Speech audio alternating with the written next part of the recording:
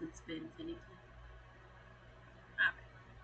Oh, I also found an editing software, video editing software, so I can't wait to learn it. Oh, What software did you get? I think it's called, wait, Oh, it's called Shotcut? Yeah, oh. I use DaVinci. that's DaVinci great. Resolve. PC can't run DaVinci. Oh no. I'm gonna hire y'all Maybe, to maybe edit it things is a for me. shitty PC. You know what? Maybe I should upgrade it as well. I'm gonna hire y'all to make edits for me because I hate editing content. I hate editing videos. Hey, I Lindsay. love editing. I need to learn editing. There's a little bit of I don't know, like a little bit of peace you get when you're editing, and you like you know, you got to make it flow exactly the way you want it to go and You, stuff. it Yeah, It's comes as out like relaxing how and long you calming. envisioned It is. it. as Yes. long as it's not like the Twitch editing, because that clip making clips on Twitch is fucking ridiculous. I'm like, Hey, Yeah. rabbit. Yeah. Clips on Twitch. Oh my god, I love clipping Morgan Sorry, though. we're So still fun. we're still hesitant heroes. Appreciate it because I'll use it. Help me make my content. Yes, do it for me.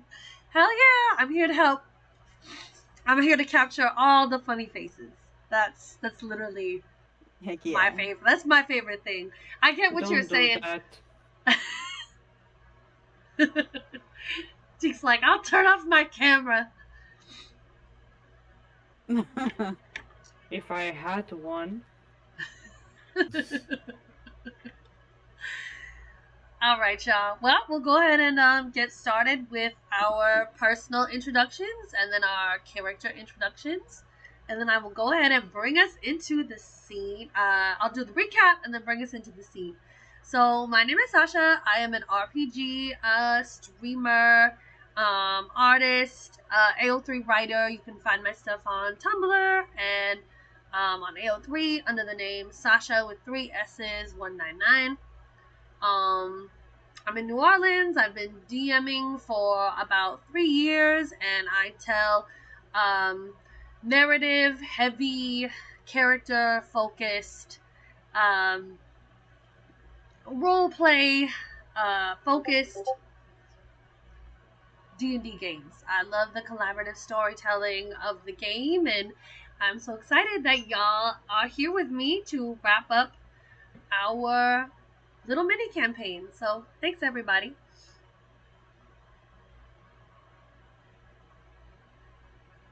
Hi, I'm 8-bit. I this is my second D&D campaign. I'm the goofy one. I usually stream anything that people recommend to me. So from VR to uh, name it, and I'll probably play it if it's not in my library already. Um, my character is the lovable bipolar paladin Pramuel, and he's just here for a good time. But you know, we have to see what's going on with the boy this go around. We last left off on a cliffhanger. So let's go. right? um. Oh, go ahead, T. Sorry, I didn't really Good. mean. Right. So, here I go by name Teak. Also on Twitch, I also go by name Teak. I am tweaking. Okay, right. So, to this time, you will not be seeing my fabulous, my beautiful face, but I am here to deliver some good quality role playing that you will see in most of the role playing video games I play, which are not a lot on my stream, but you know, it will grow, I suppose. Uh, yeah, Sasha, you kind of reminded me that there is also a Tumblr thingy. I could link it. Like, I go by the name Johnny. I hardly knew ye. It's completely unrelated, but here we go. And yeah, my character is Eva, and she's a monk, a very, very colorful monk. And we are here to see where her story leads her. So yeah. And I am Morgan, the nerdy cowgirl, and this is my first D&D campaign. Well, I guess the second half of my first D&D campaign. And my character is Seeker, and she is a centaur bardlock, which is bard and warlock. And so, yeah, I am the nerdy cowgirl on Twitch, YouTube, TikTok. I have 2 YouTubes. I have the Nerdy Cowgirl Reads and the Nerdy Cowgirl Games. So, you can follow me at any of those places. That's it for me. Okay, well, I'm Marley. I also go by Ripley Sage on Twitch and YouTube. That's mostly where my VODs are. That's all I put on there. I do a lot of RPG and multiplayer with Sasha. I also do a lot of horror games. We're working our way through Resident Evil multiplayer as well. Now my character is Mesa. She's a shadow sorcerer, and she's a bit worried that she's running out of spell slots, but it's gonna be fine. Yeehaw. All right, y'all. Oh, and then I am getting over a cold, so I'm gonna keep voices and sound effects to a minimum. Everybody, sorry in advance for the lack of immersion. But so to recap the last bit of our adventure, we entered the obelisk that had grown up and out of the ruins of Moonrise Towers in the town of Rythwin. After some discussion with the local archdruid named Halsin, some combat with some shadow elves that appeared in the Waning Moon Tavern, we entered the obelisk and made our way down a hallway of darkness. As we traversed this mysterious hallway, these magical lanterns became alight, and we were confronted with shadow versions of ourselves that we had to fight off. Through the genius of magical darkness and the power of friendship, we managed to extinguish all of the lanterns that gave the shadows their powers, and have traversed forward into a new chamber once we figured out how to actually access the kind of maze of the obelisk. In this chamber, one entire wall of the room was a mirror. The mirror was odd in that your reflections were not facing you, but actually looking away. And Cramuel approached his reflection, touched the mirror, and was pulled forward into the silvery abyss beyond, leaving Eva, Mesa, and Seeker alone in the room. So, to bring us into the scene, does anyone want to actually add anything to the recap before I move on? No, I think that about sums it up. Honestly, I forgot all of that. So I'm glad we did the recap. Oh, and we have Karlak with us, which is adorable puppy. Baby Karlak. Yeah, baby Karlak. All right, awesome. So, to bring us into the scene, the scent of a stale grave. Every breath that the three of you take in this place has a grainy quality. Dust settles in your nose, on your tongue, chokes you at the back of the throat. But as you go to clear the back of your throat, it just seems to grind the dust in further so that it fills your lungs. This place has a sense of being, of permeating everything about you, as if there's no escape from it.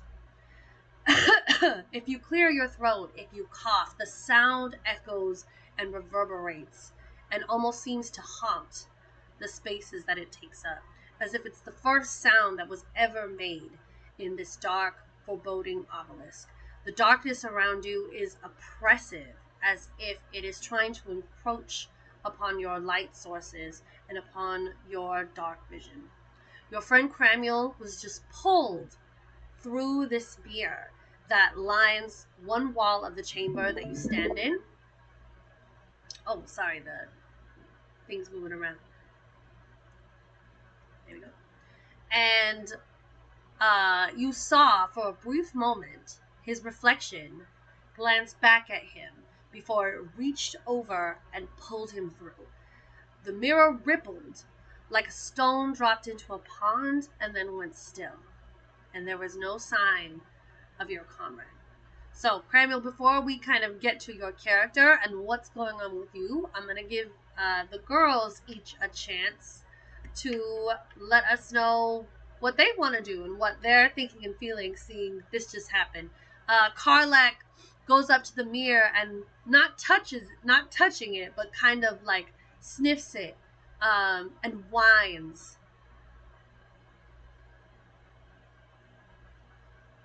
I'll try to pull her away from the mirror. How do you do that?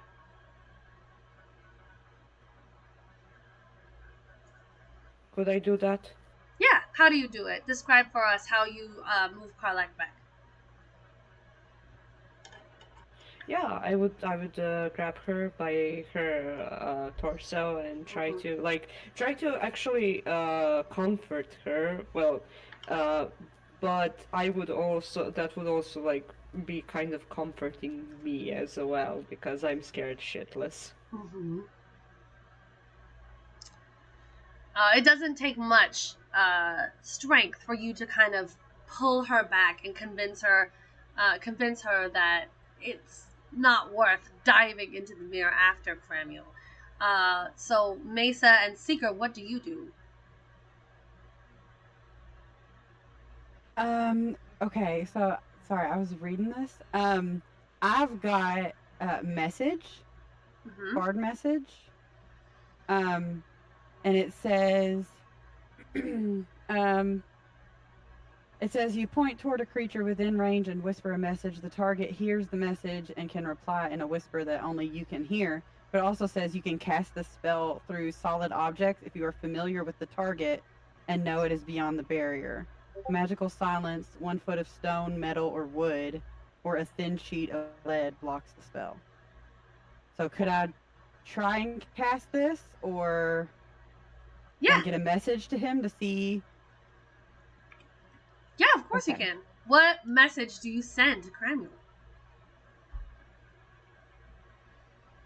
Okay, Seeker says, Cramuel, where did you go? Are you okay? What do you see? Okay. And Mesa, what are you doing?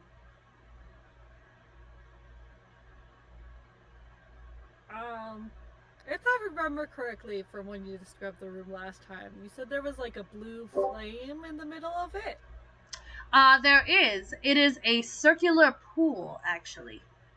Blue light stemming from a circular Alright, I'm pool gonna in go the center of the room. towards that. Okay. I'm gonna go towards that. So Cramuel's just pulled through the Stay mirror, away from the mirror. and Mesa Stay Did away. you hear anything? goes towards the pool. I'll Did get I to hear it. anything? Not yet. I'll get to it. Okay. Cool. Okay. We're not making it out of the Shadowfell with this one. So Mesa, as you take a look at the pool, you see that it is a lot deeper than it is filled. The bottom of the pool has like this very only a couple inches of water at the bottom of it, and this blue light is shooting up straight up into the cavernous ceiling above you, and it is like this silvery blue light.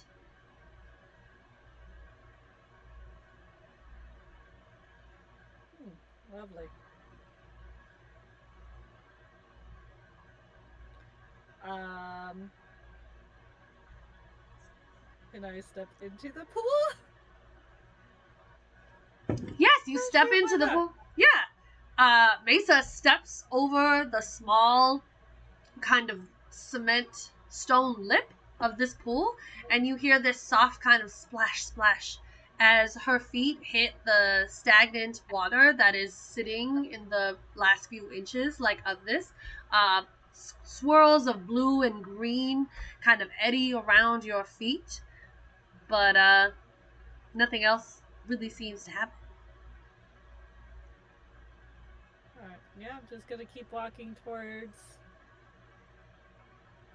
the flame. Should we go after him?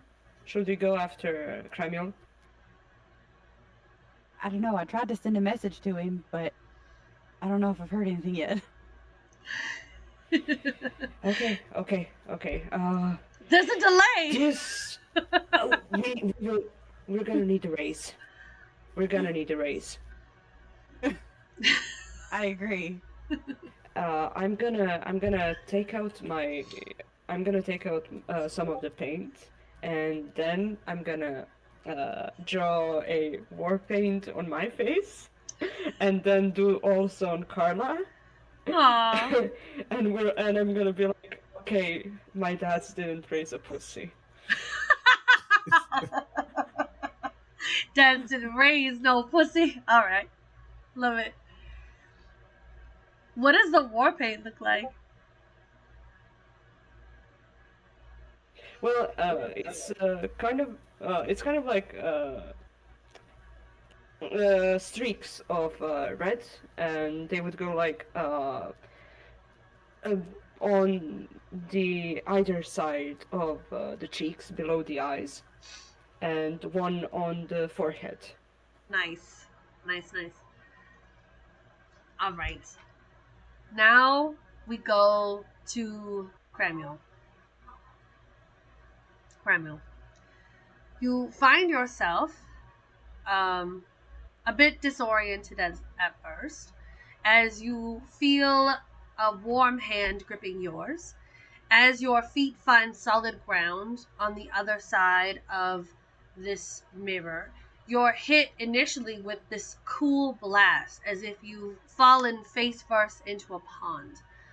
As if you were moving in water, your limbs slow, and every second seems to stretch for eternity.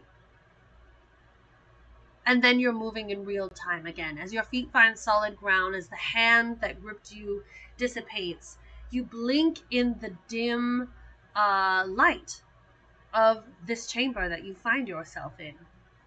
There is this kind of soft, rolling fog that swirls along the stone ground. You can't see much in the gloom. It is a dark room, but there is a purple lantern hanging from a light fixture up a set of small steps. And you see that at the top of these steps is something made of stone, like this large rectangular shape made of the same onyx as the obelisk. Somewhere in the distance, you hear a soft, steady drip, drip, drip. Um, and that's all you can really make out. As you're kind of gathering yourself and taking in your surroundings, you hear Seeker's message, soft and intense and urgent, in your ear, asking you, what was it, Seeker? Where you are and what happened? Are you okay? Can you hear me? Are you okay? What do you see? Well, it's the first time things in my head talked back. I'm good. I see some things. I see a purple lantern, and I hear dripping water. What happened?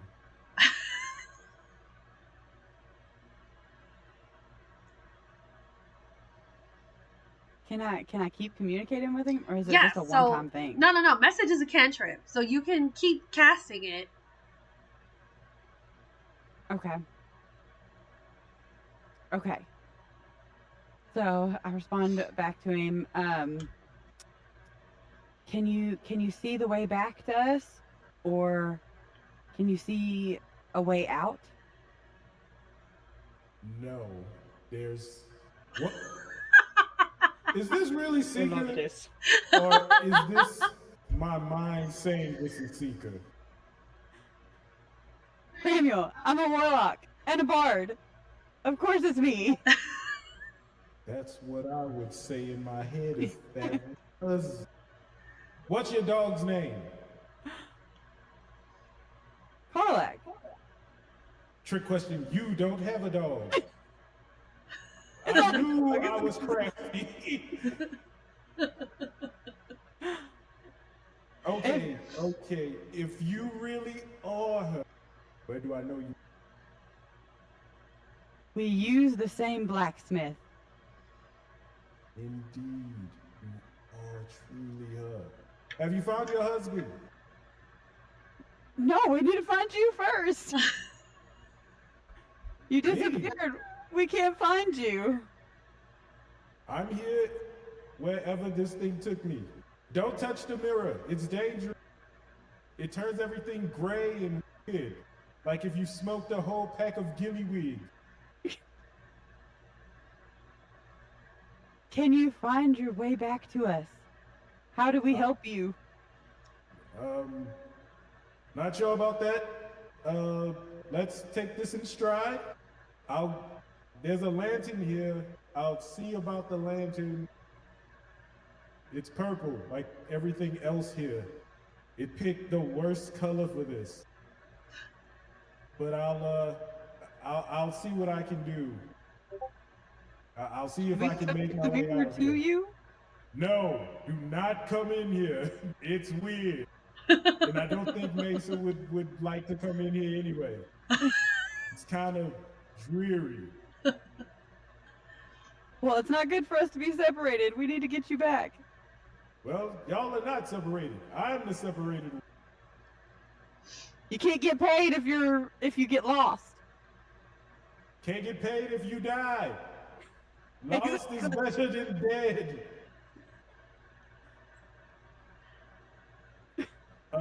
Look, draw straws or send the dog.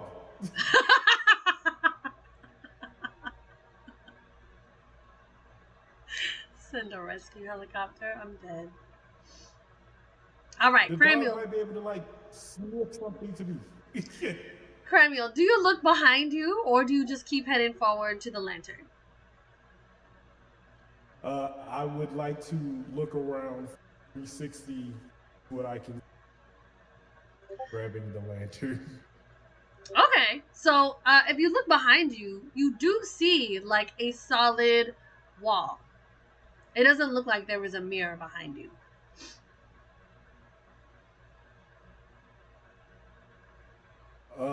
Seeker, you still there? So Yes, the I'm way message works is Oh. Cramiel, you cannot send a Okay. message to Seeker. I have to wait. Seeker sends a message to you, and then you Okay. respond. You can respond to this message. Okay. Okay. It's still Can echoing. I investigate the wall? Can I investigate the wall? Like knock around, see if. Sure, make an It's solid investigation. enough. Yeah, make an investigation check for me. All right.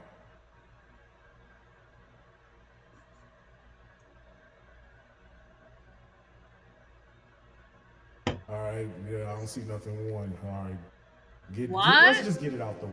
It's a one. Yeah, net one. All right. Yeah, I might as well. get hit by a bolt. The wall crumbles. All right. So taking a look at the wall, it is rock. Seems very solid.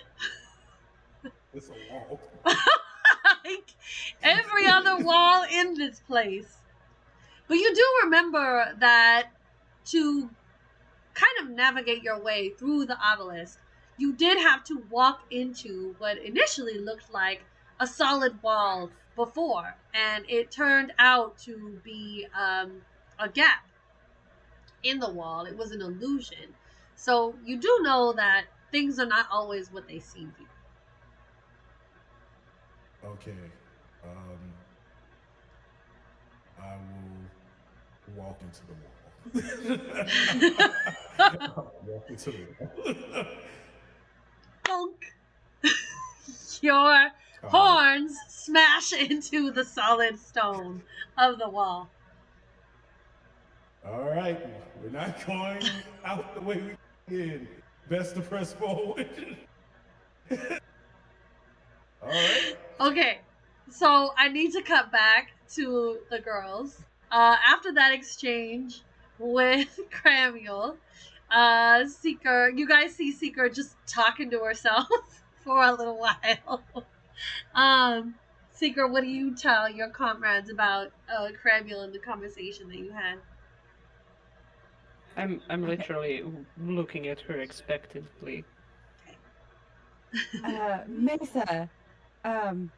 Splashing around at the kiddie pool. Eva? Eva, yeah. Sorry. Eva, Mesa. I was able to contact Cramiel on the other side of the mirror.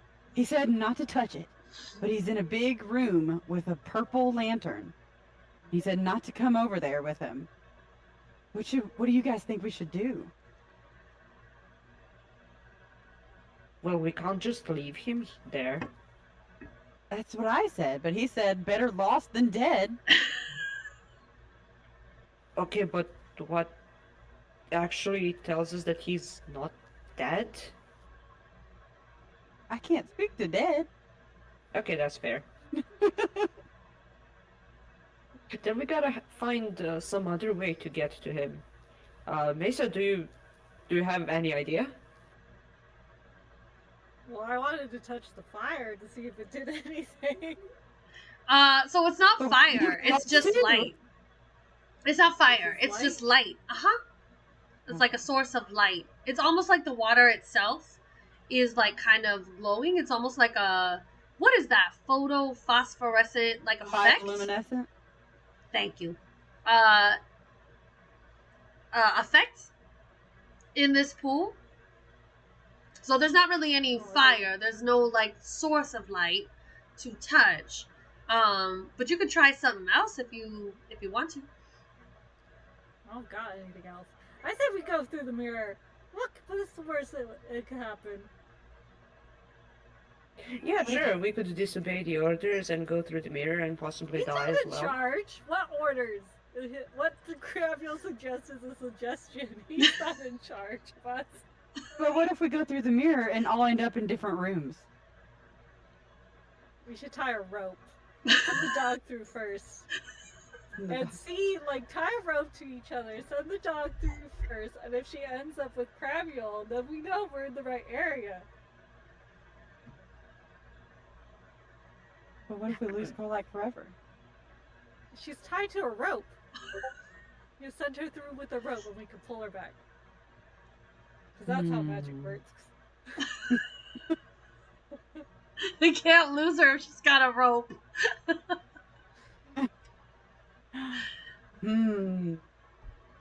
What do you think, Ava? I'm thinking maybe the last time we tried something with darkness, it worked, right? Like the room darkened and the path opened. So maybe we could try that and see if it works on, let's say, the pool there. If So not, if we get rid of the light, we get rid of the reflection, right? yes, exactly. So would that get rid of the portal though? I'm not sure. We could try it out, and if it doesn't work out, then the mirror is still there, and we could try that. Sorry, Marley, are you pointing at your dog? My cat's trying to get my coffee, so Oh. I was I'm just like, moving it from one side of the table to the other. okay. Alright, so what do y'all want to do? What do you think, Mace? Does anybody have the darkness spell? Mace does, right? I do, Mesa does. but I don't have a lot left.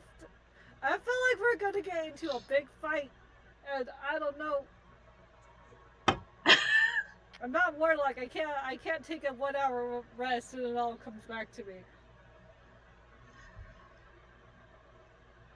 Like I kind of want to save my shit. Like magical darkness didn't work last time. Like it didn't turn off the lanterns even when I covered it in darkness. Yes. We had to actually destroy the lantern, the light. Oh, What that is true. true. What kind? Can you ask Krabby like what kind of purple? Is it like purple like my lantern is, or a different color purple?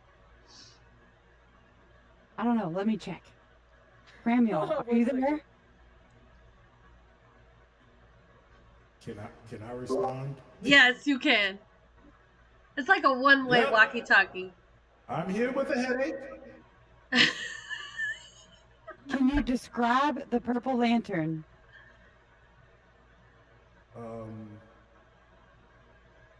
Hold, please. Can I investigate the lantern? Sure. Do you wanna? So from what you can see, it looks like. Hey, baby. From what you can see, it looks like an old-fashioned oil lantern, which typically has like a wick on the bottom, and then like a small area for oil to burn, and then light the fuse of the lantern, and then it simultaneously like keeps it alight for the amount of time that the oil exists in the little container. But instead of glowing with that kind of natural light, this has a deep, soft purple that instead of like normal light, like you have the source and it like spreads outward like from that source, the entirety of the area around the lantern seems to glow. It's not like the light starts at a point and crescendos outward. Like the entirety of the space around this lantern is alight with this soft purple light. And it doesn't flicker like it's a flame, like it is constant. It's really different from any type of rudimentary light source you have in Baldur's Gate or in Faerun.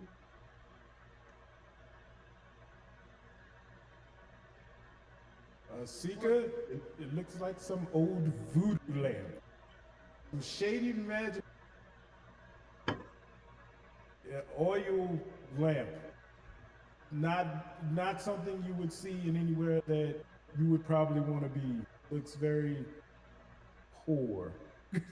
It's a poor lamp. Does it remind you of Mesa's light? Kind of like that light we fought the Shadow Monster. Similar to that. It's magical essence. It's not the same. Well, so is mine. Well, technically, What is your- but mine is also magical. What does your lantern look like, Mesa? Can you give us a description, please? Well, it's not like an actual like lantern, like an actual like it's not a regular lantern. It's weirdly small. Like it fits in. It's probably like maybe like 2 feet by 2 feet. So it's weirdly small, and there is like a purple flame in it, but there is no. I don't know if a lot of you guys have like looked at it, but there's no like source. Like there's no like oil source or wick source. There's just a purple flame that's in it and giving off light. So it is magical. It's not just regular light.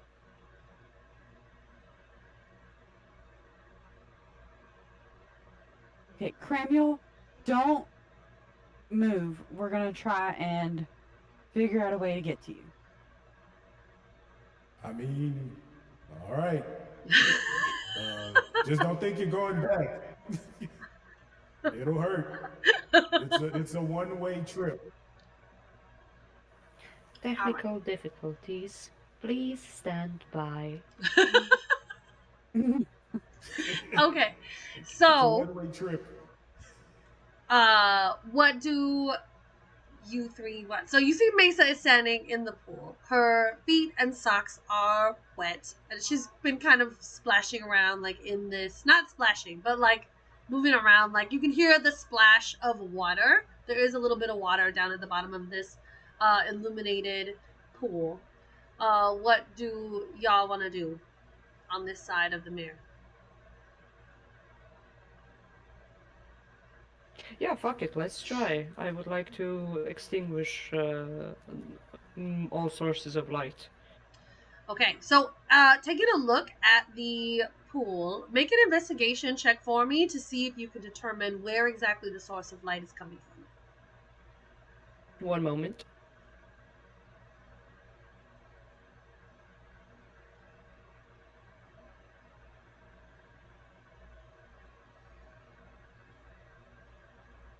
It's 9.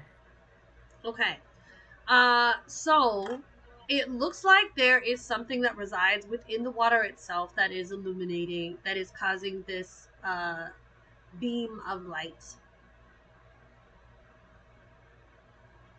It doesn't seem Something like there's a underneath. source. No, it doesn't seem like there's a source beneath it. It is actually the water itself.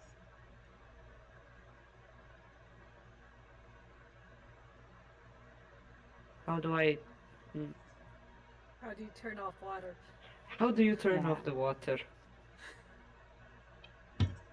I mean, I don't think freezing it would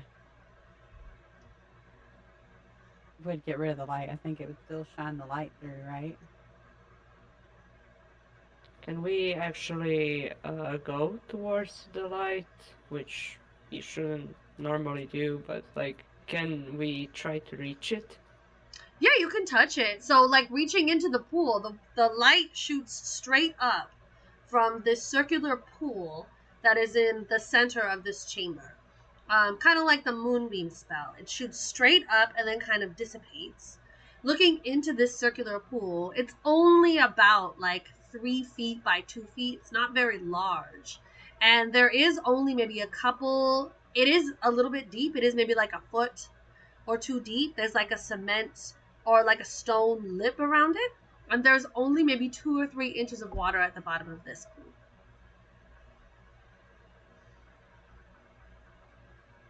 But what if you stand in the center of the light?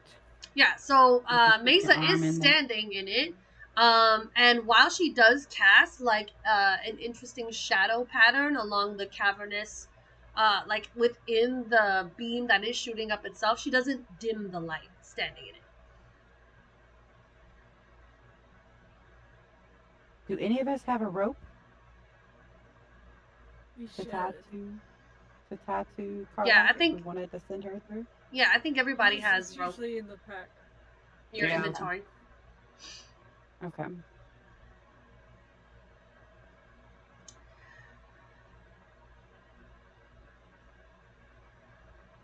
All right. What are we gonna do? I said we go through the mirror. Cramuel, it's about this Oh, time. it's the As worst you efficient are waiting, you hear this soft moan from somewhere deeper within the chamber. You do have dark vision, which gives you 60 feet of vision into this room. It is coming from somewhere beyond that onyx rectangular shape that is right next to the lantern atop those few steps that are in front of you. Like I woke up the innkeeper. Yeah, I don't got a better idea. I say we just go through the mirror. See what happens. Yeah, fuck it. Let's go through the mirror. Do you guys tie a All rope right. or do you just walk through? Should we tie a rope to each other? Yeah, sure, why not? Let's try that, yes. Okay. Should I send a message to Cramiel? Tell him we're coming. Yeah, sure. Announce our arrival. All right. Hey, Cramiel, we're coming for you. Hold tight. Something's down here. Just letting you all know. Before you come through, it made a noise, and I can't see it, but it sounds grimacing. See you when you get here. Alright, so All right. we all have the rope tied We'll to have each to keep it other, alone. and everybody walks through the mirror.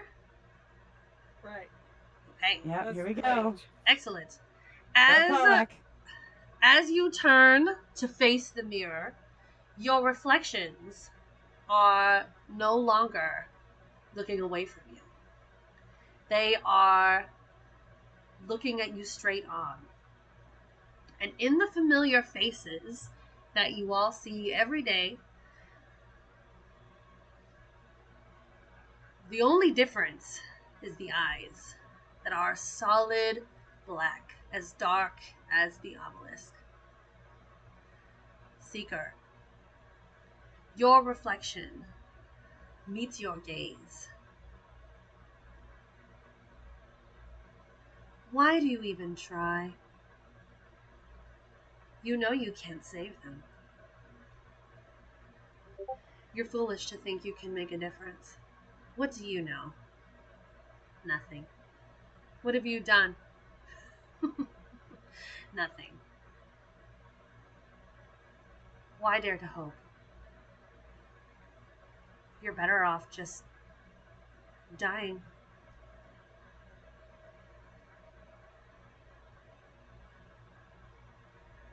My archfey will protect me. Oh, yes, I forgot. I should have known better than to expect you to face me yourself. Always hiding behind somebody, aren't you?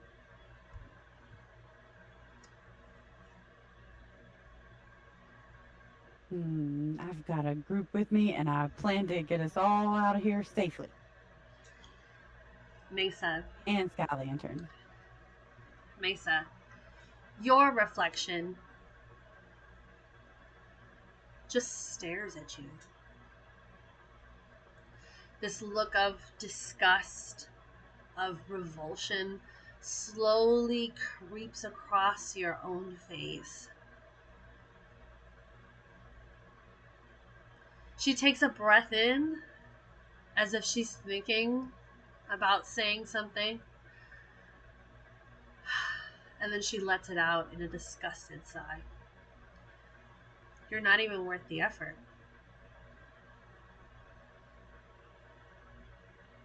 That's fine by me. Let's go. I don't have to worry about it. It's fine. Eva, you see yourself with solid black eyes, war paint spattered across your face. And as you meet your own gaze, the war paint begins to move, to crawl across your cheekbones and over the bridge of your nose, down your neck, and you see it tighten. And you feel this choking sensation come over you. As you take a breath to open your mouth to protest and feel your breath being choked away, your reflection smiles. And as you all walk through the mirror and step into that cold splash of the unknown,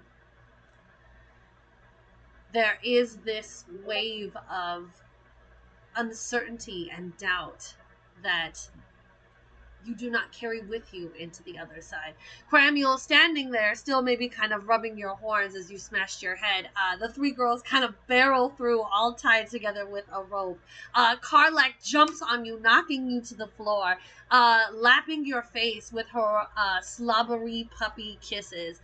She's getting so aggressive that she's also like kind of nipping you with her puppy teeth, and she grips onto one of your horns and like kind of does this playful shake.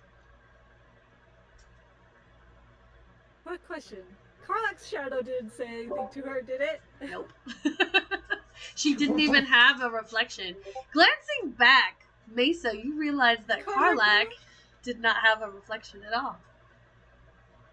Oh. Well, that's Karlak's not a blank suspicious. dog. Not suspicious at all. Lovely. All right, girl. Yeah, enough's enough. This may be the last time, but if we get out of here, I'll find you a nice toe to chew on. Gross. Oh, the blissful ignorance of a dog. thought you were gonna I say wish I could Cramuel, experience but it. It's fine. As you get to your feet, Cramuel, you hear the moan again. This time louder, more desperate. There's a soft shout as if whoever is making this sound is almost trying to formulate a word, but it gets cut off halfway as the pain becomes too much for them. You all hear in the distance the soft, steady drip, drip, drip, as if some liquid material is hitting a metal pan. That's old Greg. I named him. Have not met him, but he sounds lovely to defeat. How'd it go? Did y'all have any weird whisperings like I did? Anybody want to discuss our traumas before we press on? Anything? No, to get we're off good. our chest? Okay, all right. I'm just glad we were all teleported here to the same room. I'm gonna untie myself. Just picturing us all just Mesa is just like...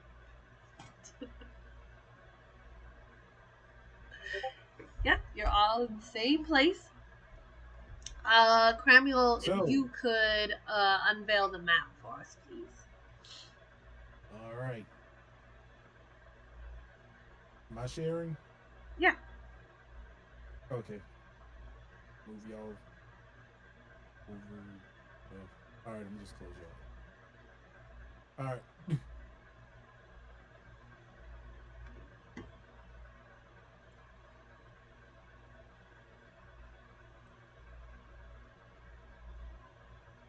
Welcome to Doomland.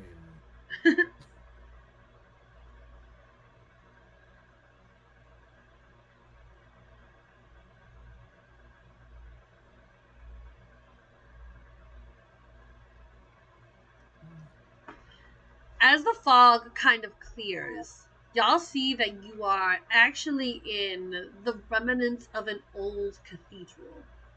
A few steps away from you is a raised dais where the purple lantern hangs from a chain. Just above a large square object that is made, or rectangular object that is made of the same black stone as the rest of the obelisk. As you look around, you see that this is not the only rectangular, ominous rectangular shape in the room. There are several scattered throughout this long chamber. The fog is kind of dissipating to give everybody a clear view. There are also remnants of what might have been pews at one point. And the scattered corpses of those who may have utilized this place as a location of worship. Oops, I want the grid view. There we go.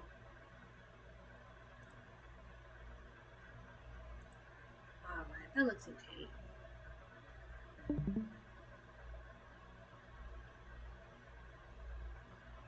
Alright, y'all. So, as we kind of get our bearings about what we see here, I'm going to go to my map over here.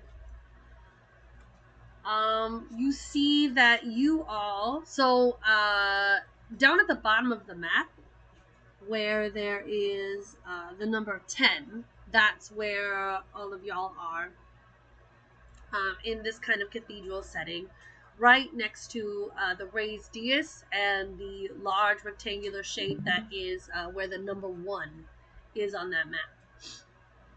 So you guys are kind of like where number 10 is. That's like where the wall that was the mirror that you walked through is located, and then number 1 is the large rectangular shape on the small raised platform. The lantern, we'll just say the lantern will be number 8.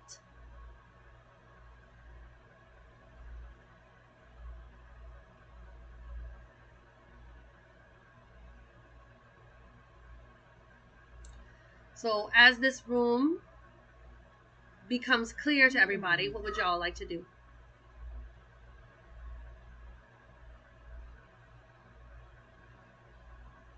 I'm just gonna repeat to Cramiel, we're gonna need a raise. Indeed. So We gotta survive this to get the raise. So do we want to look at the lamp that I told y'all about, or there's a drip or something over the other one? Yeah, the So, dripping sound is coming from deeper within the room somewhere. Yeah, so we want to just check out the light, see what we could see. I extinguished the light.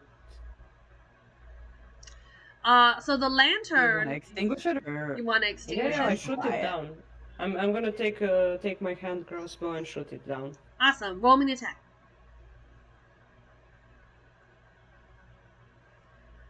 One moment.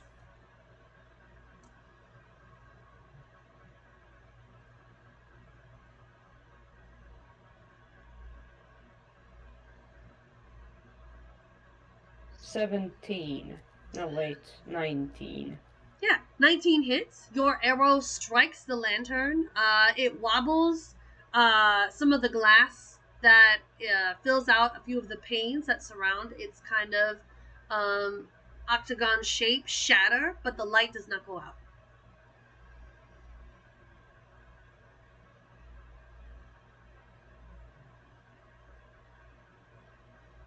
Well, voodoo light it is.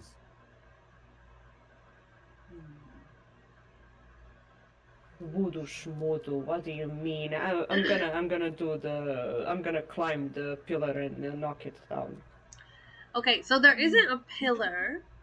You can go ahead and make an athletics check to try and get up there. You can use the wall, the stone wall that's pretty close to the lantern. Go ahead and make an athletics check to see if you can get up there. Yeah, let me try it.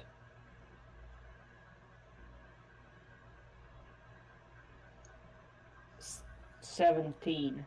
Yeah, you shimmy up the wall, and you are able to grab onto the lantern that is dangling from the chain.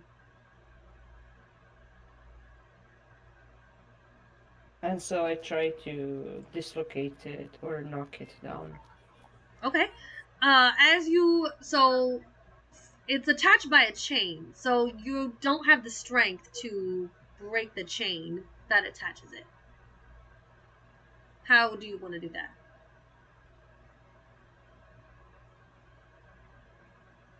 Well, I could, wait, but that could break my sword. I thought I could probably make a lever or a lever. I could try with that technique to try and break it. So climbing up the wall and then grabbing onto the lantern, you can go ahead and make a strike with your sword. It's going to be a disadvantage though, because you are trying to balance on the wall and strike this dangling lantern with your sword. Yeah, like I could climb up a wall and then do a jump, and as I do that, I would put my sword between the chains, and with the lever technique, try to break it. Okay, awesome. So roll me an attack.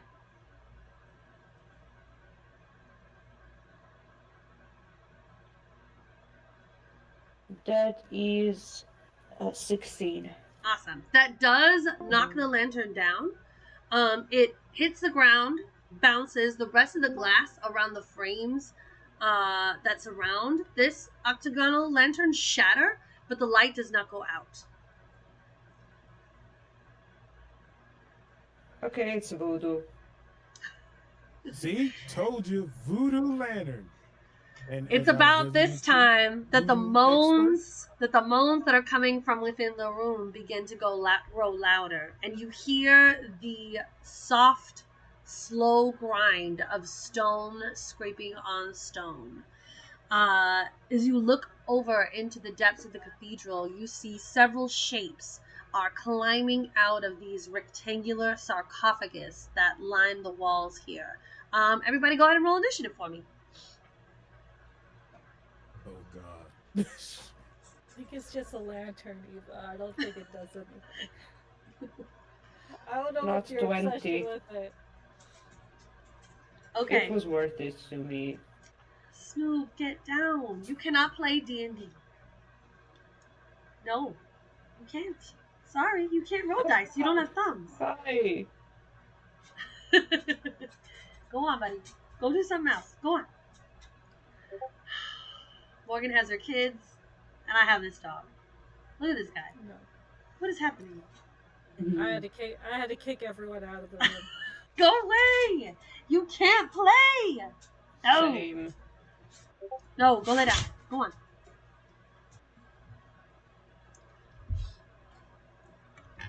All right, y'all. 25 to 20. 21. 23 with not 20. Nice. I had a net 20 plus 1. Nice. All right. 20 to 15. I got 18. Nice. And Mesa? 13.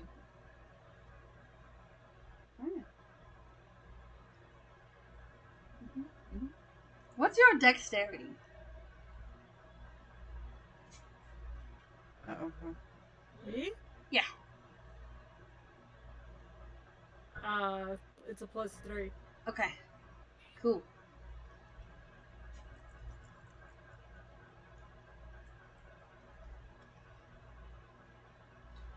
Awesome. All right. Eva, you are first. You see rising up out of these sarcophagi several different creatures. Out of number 7, you see the onyx stone shoved back and this black and red blob oozes out over the top, shuffling over the edge of this sarcophagus and spilling onto the floor with a sickening splat. This ooze creeps across the ground, spreading like a pool of blood, and then dragging itself forward within the reach of where it goes. Out of number 6 comes a shambling humanoid form, limping, dragging half its body as it goes creaking and lurching towards you guys. This is definitely some type of zombie. And then out of number 5, okay, so anybody that has put chicken in the pot with the skin on for a whole day knows what it looks like after it's been boiling for a few hours. The flesh is just bubbling and kind of oozing off of the bone. That is what crawls out of number 5. Whatever it was, hopefully it didn't look like that going in. Number 4. The lid of this one creaks open. Pompeii chicken. Fucking dead. The lid of this one creaks open, and all you hear is a rush of air as something emerges from the depths of this sarcophagus. Eva, you are first. What would you like to do? Holy shit.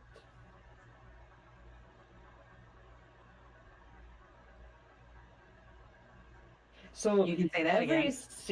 every single casket actually has something else coming out of it. God damn, it's a whole clown posse.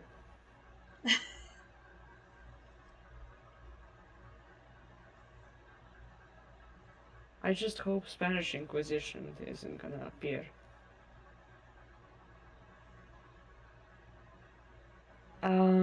So we have something coming from 7 that Yep. I do not want to approach. Something from 6 that I could possibly hit, Right. and something from the other ones that I could not reach. So, what I'm gonna do, let me see what I have at my disposal. Awesome.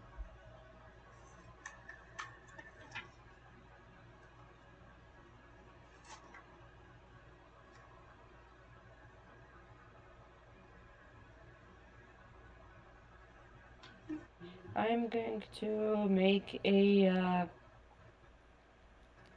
Kansei shot against the one coming from the 7, right? That's the ooze? Or are you shooting at the Is zombie? it the 7? No, not 6. Sorry, 6. Yeah, 6. the zombie's coming out of 6. Zombie. Yeah. Okay, cool. Roll me an attack.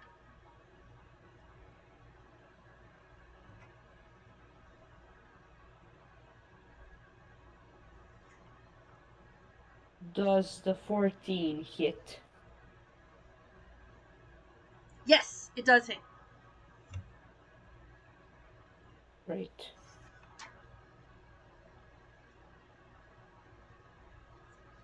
Let me see. Hit range 1d4 plus the weapon type. I forgot how. What is the roll for the hand crossbow? I don't remember I despise offhand. it. It's usually like a d6. Yeah, I think it was a d6. Yeah. Let me go with d6. V6.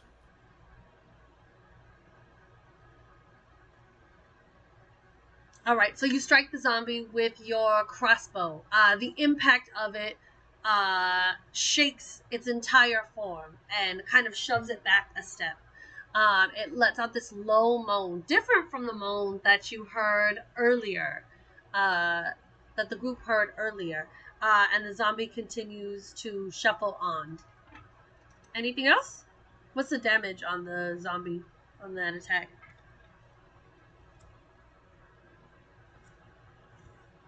6 damage.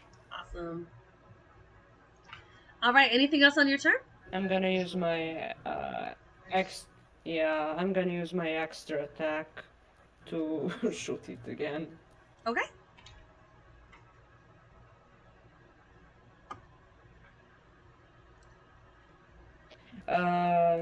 So for technicality's sake, let me ask this. So if the brazier did fall with the lantern and everything, but could I possibly try to spill it so I could create like a wall of fire or like the fiery surface so they can't get to us? That would have to be your action, and you already used your action, your first action, to make an attack. So you would have to You don't get to do that with your second attack, unfortunately. That would take your whole action. But yeah, you could definitely attempt to do that. Uh-huh. Well, I have an extra attack, but if that doesn't go in attack action, then Mhm. I will not do it. I will just attack. Okay, cool.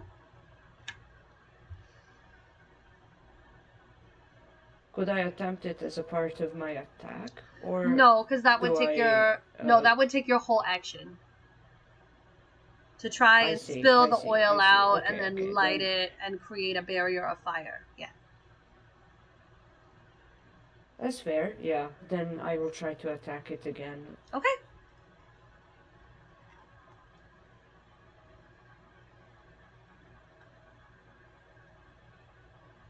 It's a 21. That Definitely does hit. hits. Yes.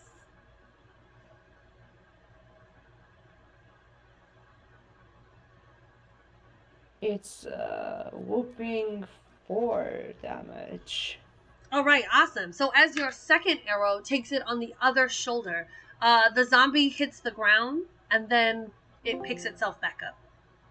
It looks really hurt, but there was something that is compelling this zombie to keep pushing ahead. I did not want to move in front. I would have liked to move where I could have clear shot.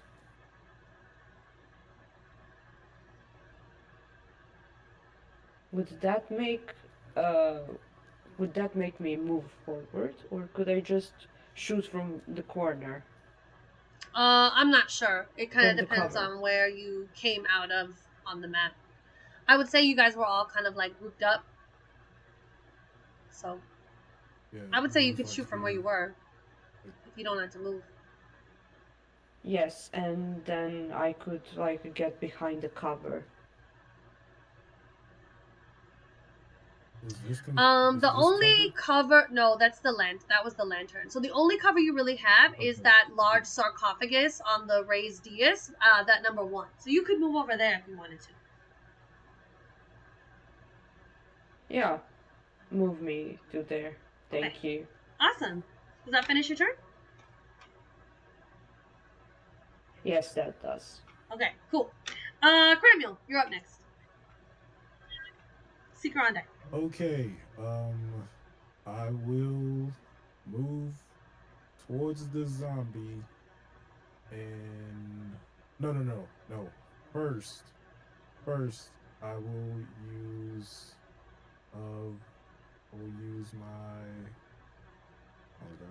on left. All right. I'm gonna cast Shield of Fate on myself. Okay, That how will- many spell slots do you have left? Yeah, I got 2 slots. After this I'll have one level 1 and then I'll have my 2 level 2s. But Awesome. I'm using my level 1 spell slot, so I'll have 1 left after this. Awesome. So what's that bring your AC to? That will be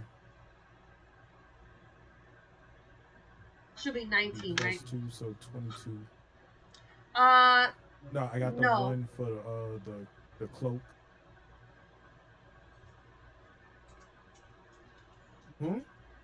Yeah, so you have a shield and do you have your shield out? You have your shield and your greatsword, right? Yeah. Yeah. Yeah, I have So my shield and my regular sword. yeah. Your longsword. Sorry about that. Yeah, and then casting Shield Yeah, of Faith just- gives you yeah, a yeah, plus just 2 and then a plus 1, so that should be 20, right?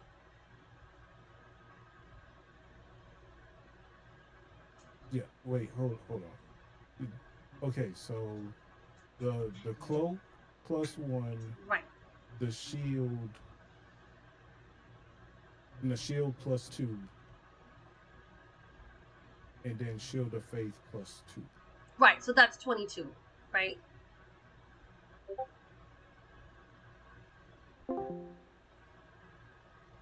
Because they have me at 20 now. Yeah, and that's with say your I'm at 20 that's now. with your shield. That's including your shield at the Okay. Yeah, and then if I cast Shield of Faith, So that'd it's be 22, right? 19 without Oh. your cloak, because all you have your main armor, 19 without your cloak, so that brings you to 20 with your shield and your cloak. And then if you cast Shield of Faith, that's another +2, so that should be 22. Yeah, yes. I'm gonna do Shield of Faith to bring it up to 22. Perfect. Okay, cool. All right. All right, so that's your bonus action. You Okay, still have Shield of your Faith. action. Yeah. Shield of Faith is concentration. Yes. I will make my way. Yeah, I will make my way to the zombie and attempt my first attack. Okay, so how many feet are you moving towards it? You can't go through things. You need to go around the sarcophagi that's right there. So Yeah. You can move this diagonally. way. So that's 15. Then, all right, so I'll stop. So 25. That'll put you within. Do you have the zombie with a? Do you have a marker for the zombie on the map? Yeah, right here. Okay, cool. So you need to be within 5 feet of him to make an attack. Okay. Then oh, so that's. Do I need another foot? Yeah, you this can't way? walk Do I need to through get the one more? sarcophagus. You can't walk through the sarcophagus. You got to go around it. So it'd be okay. Yeah, that you got to move into a square. So those sarcophagi take up 2 squares, so you would have to be 1 square to the right. Yeah. So it'd be here. Mhm. Okay. Yeah, right there. Okay, so I'll be okay. So I need. That's Does- Your movement's 30 Uh, feet. Was that 30 feet? yeah, Okay. yeah, from here because it'll be yeah here. Okay. Yeah. Okay. Can I throw something? Do I have anything to throw?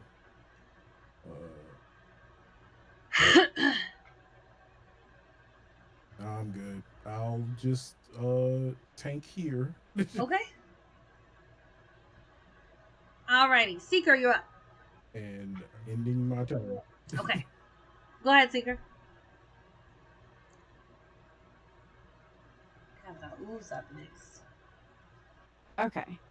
So I think I will move over beside Eva over there behind the sarcophagus. Yeah, right there. And then I will shoot a firebolt at the I guess at the zombie.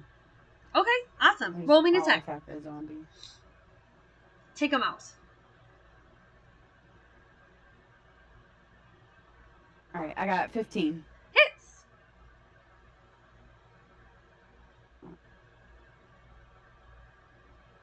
And 8 damage.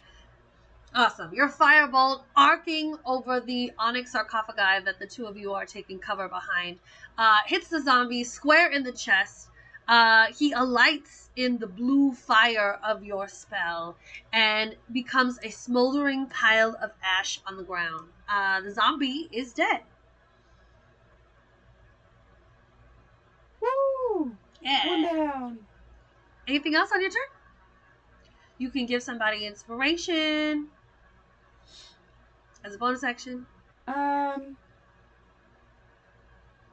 think I will save it for later because I've only got one more inspiration. So Cool. Sounds good.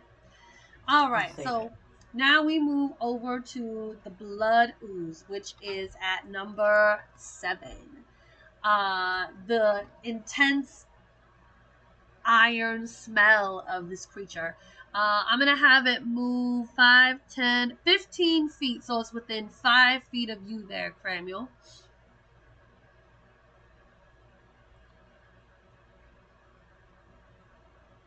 You can have it go around that sarcophagus, so it'll technically be like 20 feet, but it'll be right there next to you, within 5 feet of you.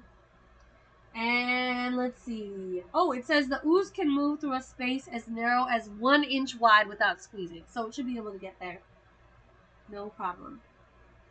Okay, and this creature is going to attempt to grapple you. So you see this dark ooze kind of rise up, towering over you for a moment, Cramiel, and then it's just going to all come crashing down upon you. What we will do is you and I will make contested athletics checks. So you roll an athletics check, and I will roll an athletics check. You're going to try to shake this nasty, bubbling ooze. You can feel the warmth, smell the iron in, and feel like kind of the viscera of this mangled, garbled creature as it rushes over your form and drips down in front of your eyes and your nose and around your mouth. You know that this is several bodies all coagulated into one disgusting form. What'd you get for your athletics?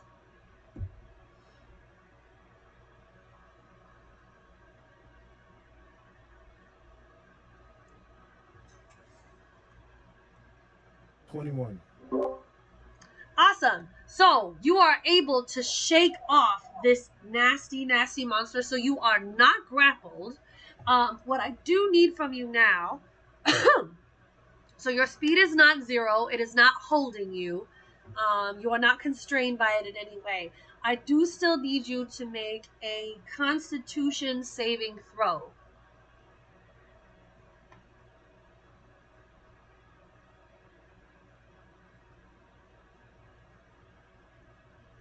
18. Awesome. So you are going to take half damage from this attack.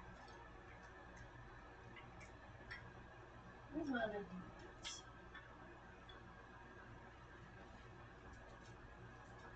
I know you're here. I'll just roll this. Oh, there it is. Okay. I'll just roll this twice. Awesome. So, half of 15 is what? 7? 6? Go ahead and take 6 points of 6 points of piercing damage, please. And then I use 20 feet of movement. So I have 10 left. It can't reach anybody else, so we'll just have it stay right there. And that's going to be the ooze's turn. The zombie is dead, so that brings us to Mesa. Sue, go lay down. I'm gonna shoot a ray of frost at it. At what? The ooze? The ooze. Awesome. Cool. Roll me an Yeah. attack.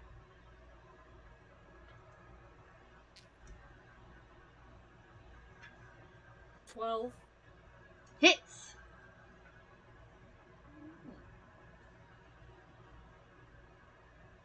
Well, that was the fucking shit roll. It takes 2 damage, Okay. and its speed is reduced by 10. Okay. So now 20 feet of movement. I rolled 2 ones. Oh no!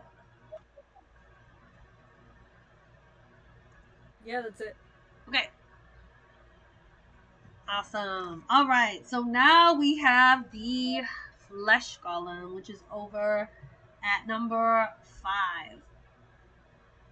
Okay. All right. So this golem is going to just smash its way towards you guys. So it is going to destroy. I'm just going to have it move straight ahead. 5, 10, 15, 20, 25, 30, 35. I'm going to have it dash. 30, 35, 40, 45, 50, 55. I'm going to have it smash through all of those sarcophagi that are in front of it. That's all gonna turn into difficult terrain. So anybody that moves through that space, it's gonna be double movement. And this golem is going to post itself right up next to, I think that is Eva, right there. That's gonna be its path of destruction. Um, How far could it move? it has 40 feet of movement, and it dashed. So,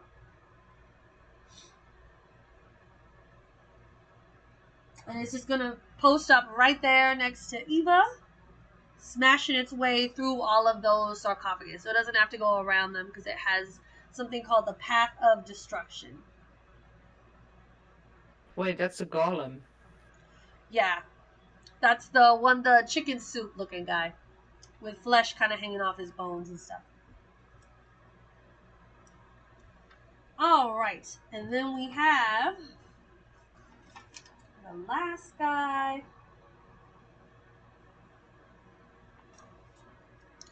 Did I get that mixed up? Oh well. So Golem's at 5, and then at number 4, we just have kind of this shadowy creature. Let me find its stats here.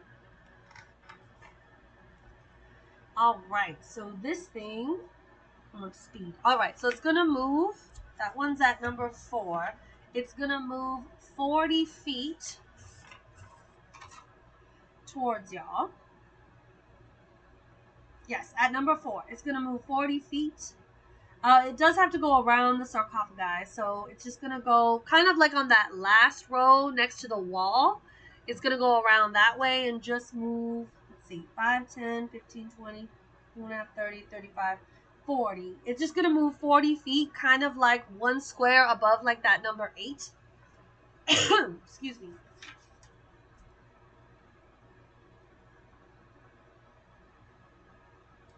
What's the range on this? This way. Yes, perfect. It's just going to be right there. Yeah, exactly where you have it. That's perfect. Thank you so much. Okay. Yeah, and it is going to, let's see, how far, Karlach and Teak, Karlach and Seeker, how many feet are you from that shadow? Looks like 5, 10, That's 20, like 25 feet, right? Yeah, 25. They touch it. It overlap. Okay. Okay, I'm actually going to use the dash action to have the shadow move, like 10 feet more forward, and then, so 2 squares more forward, and then like 2 squares to the right. Like kind of where the lantern was. Yeah, like right there. Perfect. And that's going to be its turn. Awesome. Okay, and then top of the round with Eva.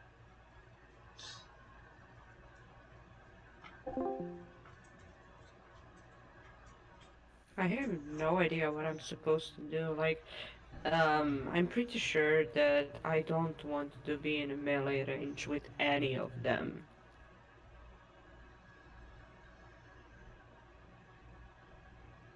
Especially not the flesh golem. You can attempt to create a barrier of fire like you wanted to do last round, this round with the lantern. Yes, I would like to do that actually. Could Okay. I? Where do you want to put that?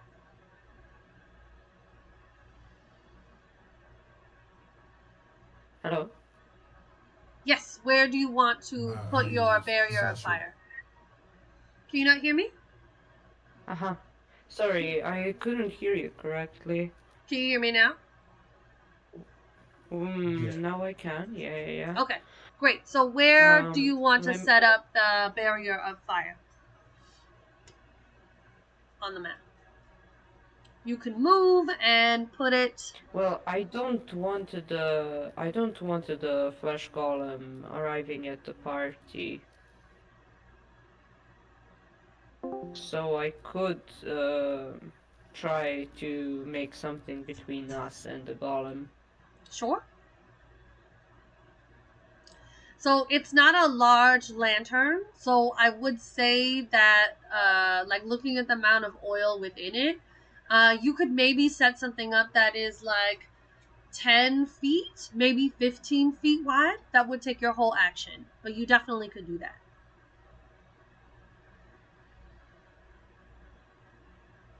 Yes, I would love to do that. I would love to, you know, at least shake the lantern so the ashes or the fire could spill from it.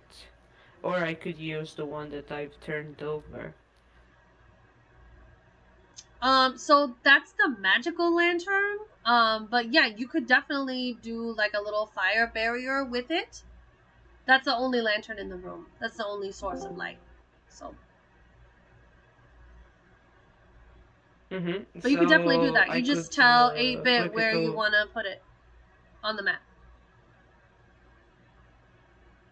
I want to put it. Well, I want to put it between us and the flesh golem.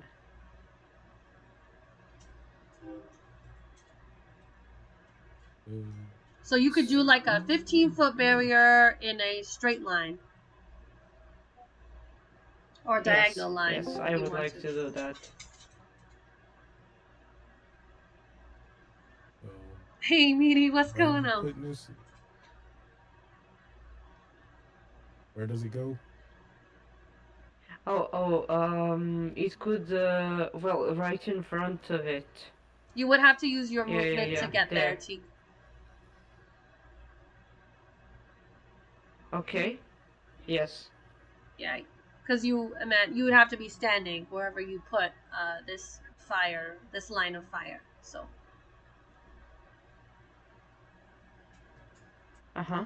you could Okay. throw it, but then it's not going to be a line of fire. Then it's just going to kind of be like a circle, and I don't think that would be like effective, right? Yes, you're right. You're right. That's what I want to do. Okay. Not exactly this was going on the map. Awesome. Okay. All right. Anything else on your turn? You have a bonus action you want to use? Since You can move I back. did that. Yes, I could move back. I'm going to do that. How much of the movement speed do I have? I think you only use 15 feet, so I think you could go back to where you were if you wanted to. Yes, I would love that.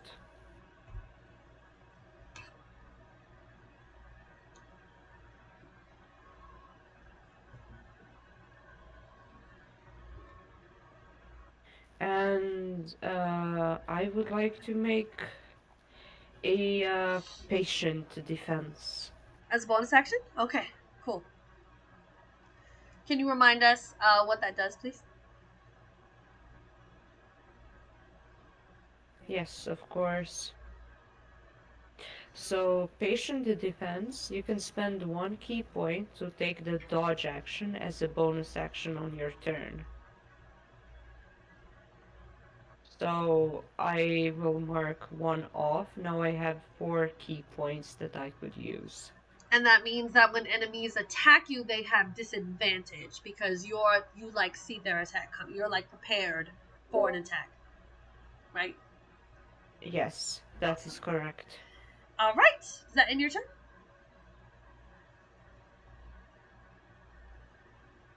I believe it does, yes. Amazing. Good job. I really like that. That was super creative. So, instead of like regular fire, there is an intense purple fire, a light right there in that small kind of rectangular square, and that rectangular line between the flesh golem and you guys.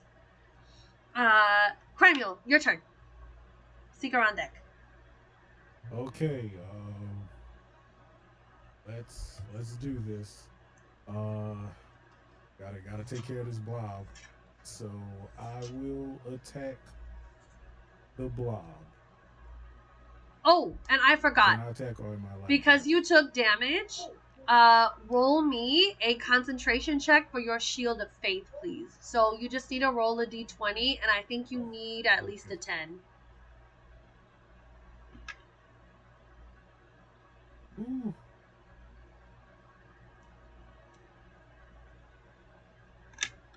$15.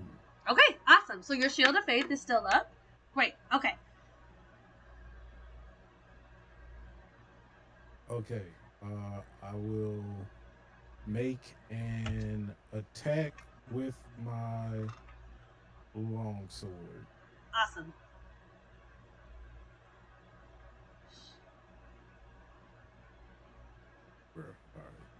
All right.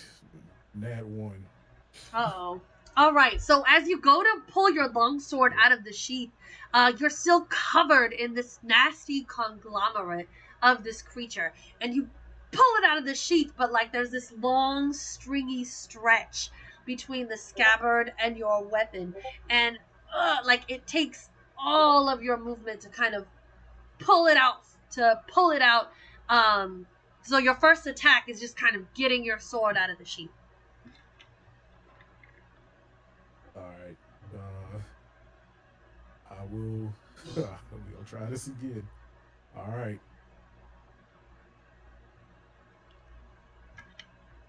14. Yeah, 14 hits. So getting your weapon free, you manage to swing at the ooze. You carve a huge gash, splashing viscera everywhere as you hit it with your sword. All right. Damage. 10. 10. All right. Okay, the thing about oozes is they don't really have faces or bodies. So while you know you hit it and you struck it and you did some damage, you are not sure how much your attack really hurt it. As you strike it with your weapon, you leave a long gash, like in this form. You see, like, almost the ghosts of arms and limbs and fingers and heads kind of mushing back together. The second you open up a space within it, it just kind of congeals back up like jello. You have a bonus action? Bonus action. Let's see. What do anything? No. I'm good. All I'm right. good. I end my turn. Cool. Seeker, you're up. Okay, so I think what I want to do is I want to move up right past the sarcophagus, right above the 8, Uh-huh. and kind of move to the left side of it, like between it and the sarcophagus, closer to the, what is that, 6 above, above the sarcophagus. Yeah, like in between those two. Yeah. I have 40 movement, so I should be good. To go Yeah, in you can between make it them there. two. Yeah. And then I'm gonna firebolt the blob. Okay, awesome. Roll me an attack.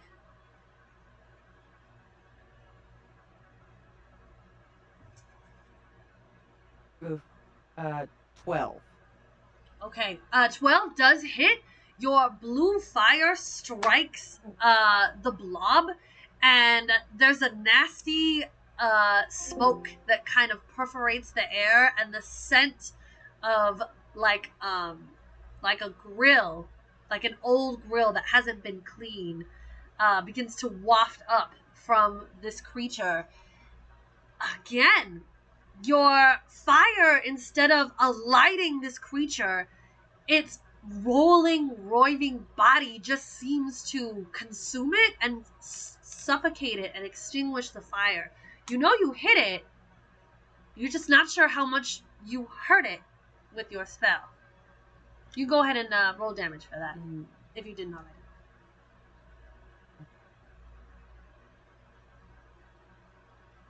14. Okay, points of damage? Yes. Okay.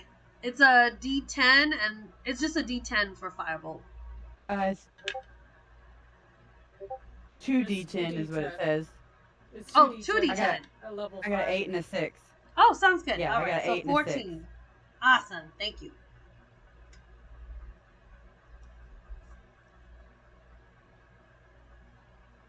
I just do what's on the sheet. I don't Yeah, know. you do. Yeah, no worries at all. That was my bad. All right. Anything else, Seeker? Okay. No, I think I'm good for right now. Cool. I'll end my turn. All right. So Blood Ooze is gonna come for you again, Cramule. This time, it is going to try to suffocate you. So instead of crashing down upon you, it is going to slowly, like, creep up your form, and it is going to attempt to smother you. Go ahead and make for me another athletics check.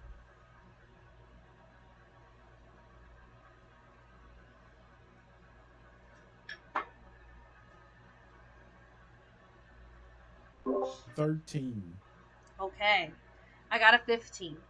So what does this look like? Describe for me, Cramule, as you are fighting off this nasty ooze. You can almost see like fingers and hands and faces as it takes a form and then separates and reforms again as this thing is creeping up your body. I'm just swinging profusely, just batting at mosquitoes pretty much, just like pushing it off, trying to scrape my sword to push it down, hitting it with the back of the shield, just spazzing. Okay. As you are attacking it, swinging eventually blindly with all your strength, you guys see that his attacks become lesser and lesser, and this ooze creeps up over his face. So you do not take damage from this attack, but you are now blinded and you cannot breathe. Characters can hold their breath for the equivalent of their Constitution modifier. So I think you have 3 minutes, which is a long time in combat, before you start to suffocate. But because you are blinded and deafened, any attacks you make are at disadvantage on this thing. And your speed you can still move. I would say you could still move. You just can't see or hear or breathe.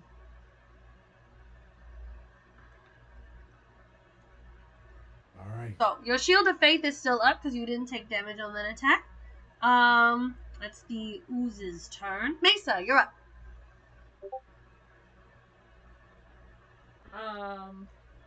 You said fire didn't really hurt the ooze, right? Hard to tell. Yeah, it didn't seem to really affect it. There was no like outcry of pain or even really a big effect when the firebolt hit it.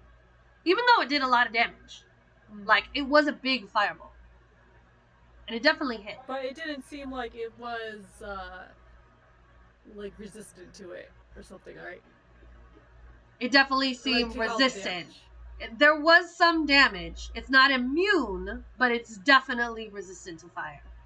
In layman's terms. Okay. It doesn't hurt it. It doesn't hurt it as much as it should. What's the thing in front of me? I don't know. Oh, that's a shadow. It's a Oh, that's shadow? a shadow. Okay. It's hold a on. shadow. I'll change it.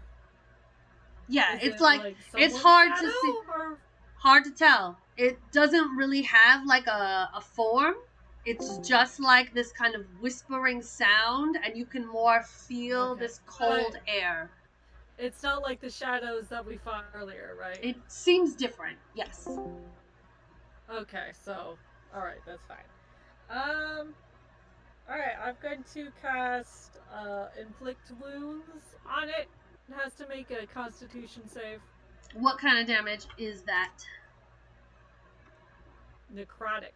Awesome. Okay, so my Constitution save was 7. Oh, so it's gonna take full damage.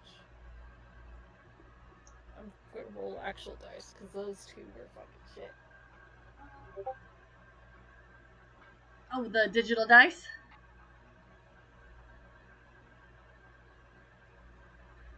17 points of necrotic damage.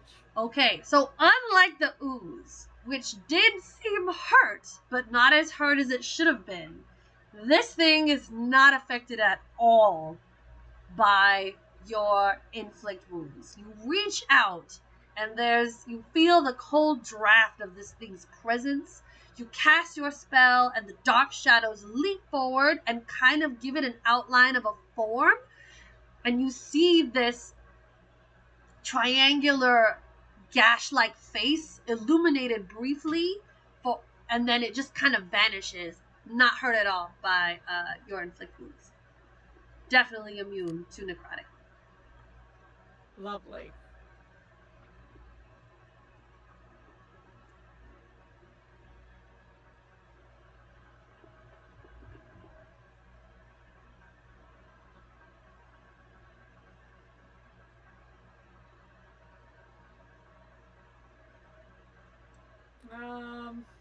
Yeah, that's it. I'm gonna save my other shit for later. Alright, cool. So now we come to the flesh golem, which has an intelligence of 6. So it is going to continue to use its path of destruction, and it is going to run right through that fire. Golems have an aversion to fire. So these purple flames engulf its form as it runs through that oil-like barrier that you set up there, Teak. So when it takes fire damage, which I will just roll, or Teak, if you want to roll a d6, since you set up that little lantern fire, you can. Yeah, I'm gonna roll. It has disadvantage on its attack roll because it took fire. So it's 5 damage. Cool. Alright, and it is going to move right up next to Teak, who is the closest person. And she already has patient defense, so it's already disadvantage. So I'm just going to roll with disadvantage for its attack.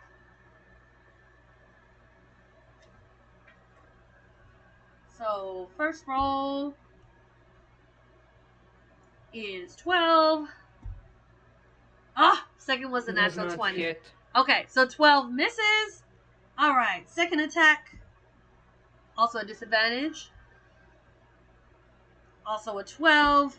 And a 12. So it misses its 2 attacks.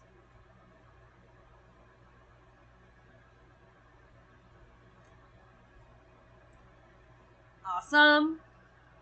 Alright, and that's its turn. And then we come to the shadow. Alright, so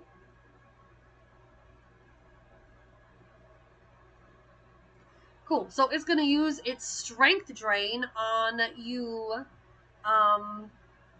Mesa.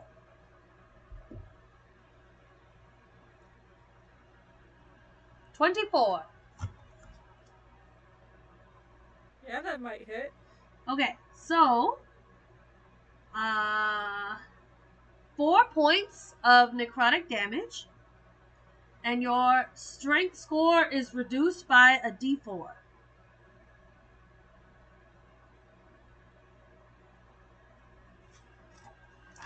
So go ahead and just roll you can roll it if you just want to roll a d4 and subtract that from your strength, please.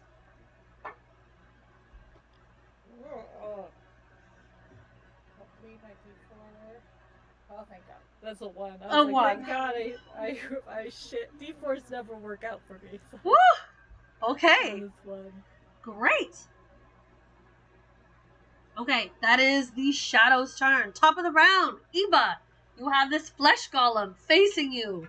It is on fire, purple flames surrounding its pea-sized head, its body sloughing off meat. You can see bone, like black bone, peeking through in a lot of places. It blinks stupidly at you.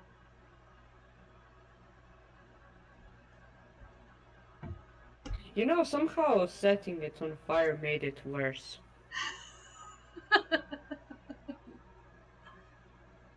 I'm gonna try and make an attack. Wait, let me see.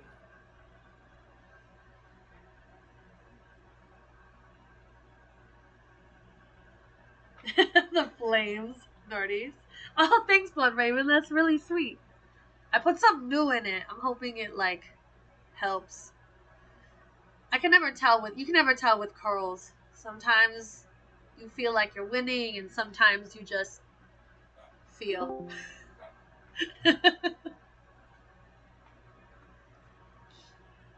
Yeah, I'm gonna attack it with my sword. Let's do it.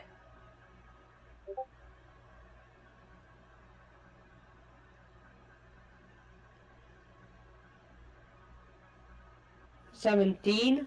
Hits, right? Yes, hits. Your sword sinks into it with a sickening splat. Did we say that it was D8? Sometimes I hate my my mentor, honestly. It's you're using a short sword? No, a long sword. It should be your strength modifier and your proficiency bonus. Unless your monk uses dex. Yeah, but I can use my dexterity in this.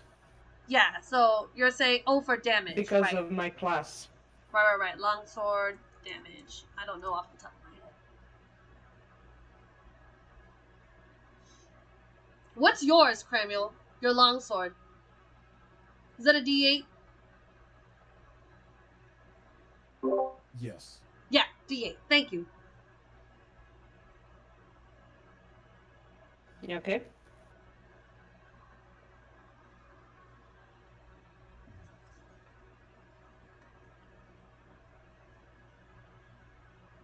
So it's 7 damage. Alright. And I'm going to, as a part of that action, since I have something called, let me see. Since I have a feature that tells me that I can make an unarmed strike as a bonus action, right? Yes, you can. So I'm gonna do that. Awesome.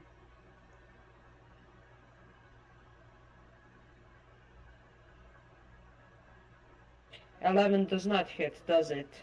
No, 11 does not hit, unfortunately. Just misses. I would make an extra attack. If I could. Yeah, so if you do an unarmed strike with your bonus action, it's your first, your main hand, and then your offhand. Unarmed strike is going with my You just don't add your. It's a bonus action. Right. So your bonus action is two hits. It's a bonus action. Yes. Yeah, it's 2 hits. Your offhand is just the dice. You don't add your modifier on a hit. I think I still do because of the class, right? I don't know. If your paper says that, then that's fine. I'm not sure for monks, honestly. Yes, when you make an attack action with an unarmed strike or a monk weapon on your turn, you can make one unarmed strike as a bonus action. Okay, so then it's not you can, 2. It's roll just 1. a d4 in place of normal damage in your unarmed strike or monk weapon. Okay, so if you're making your attack, your bonus action with an unarmed strike, it's just 1 attack then, right? Not 2. I made an attack with my Kansei weapon. Your But sword. And that then missed. I could make a bonus action to attack with offhand, Right. with unarmed strike, Yes. which misses. Oh. So I would like to make an extra attack against it. Is that in your action economy? You have 2 attacks? I have extra attack. Okay.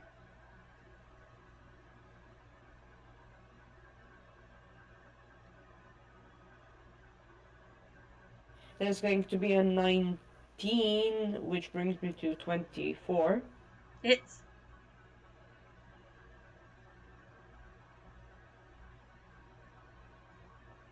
Okay.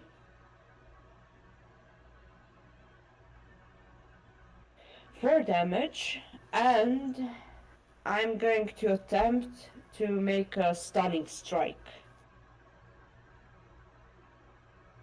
Okay. How many key points are you using for that?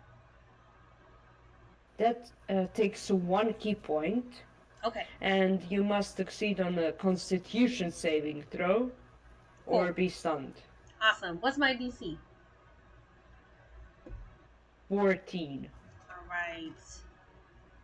What's my con? That's 3. Lovely. The golem is stunned. Awesome. Let Okay. me just change the key points, and then since it's stunned, right? Yep. I'm going to move away from it. Alright. Tell us where you're going on the map.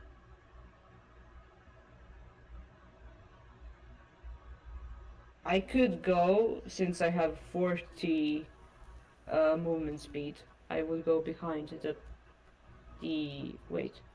Does it have cover somewhere? The sarcophagus does. I could There's go the- behind that. Yeah. There's that, but the golem D8. is... Yeah, there's the sarcophagus, but that's pretty much it unless you want to move around it or towards another sarcophagus. Yes, I would like to move the one that is above the 8 sign. So parallel to like a speaker.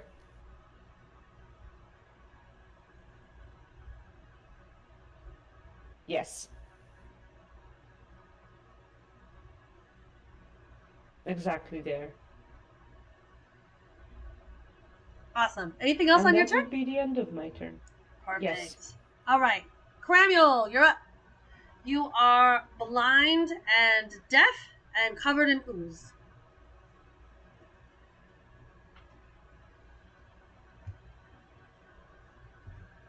All right, let's see. We have no saving graces on this one.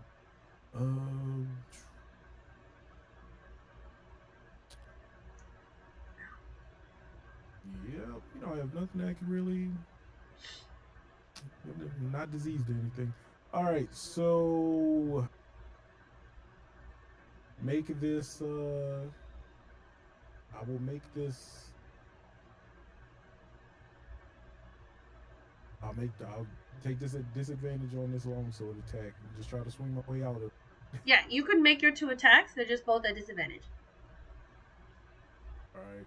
So what? I just rolled twice. Yep. Roll twice take the and take lowest the one? lower number. All right. So we got a 12 12 hits. and 18. Yeah. Okay. So 12. Yeah, both of those still hit. Also, you take the 12. Alright. Yeah. Yeah. But the 12 Alright. still hits. It's not a high armor class. And 7 damage. Okay. And I will make my second attack. So let's see. Looks like I ain't making that. All right. Yeah, got a 9. All right. The lowest Okay. one. Yeah, 9 misses. Yeah, I end my turn. Okay. Make for me a Constitution saving throw.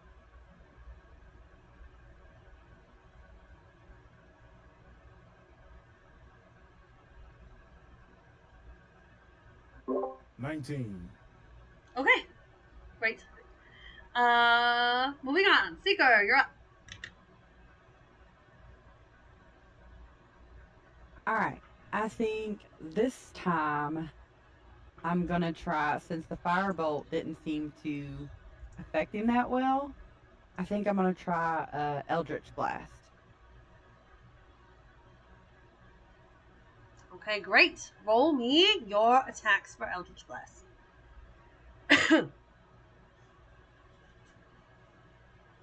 11. 11 hits on the ooze, right? Oh, sweet. Yes, on the ooze. Sorry, I forgot the.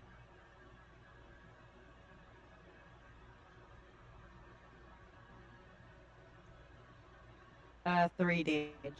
Okay. 3 points of damage. Awesome. Anything else? Um.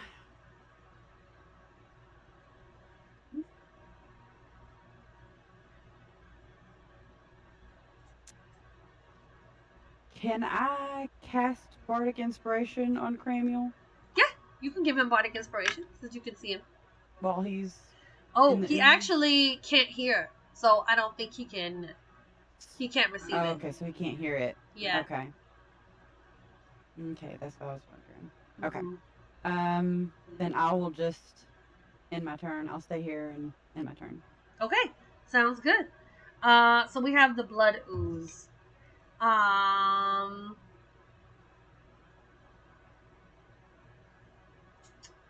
Okay, so Cramiel, since you are still being smothered by this thing, we're just gonna say that it's gonna attempt to grapple you again. So make for me another athletics check, please. All right. Let's see what we get.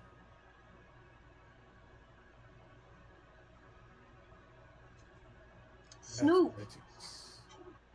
Sorry, y'all. 8. 8. All right, so you are. Oh, let me roll. Sorry. Okay, I rolled a 14. So you are grappled by this thing. Your speed becomes 0. And take for me. Actually, make another Constitution saving throw, please.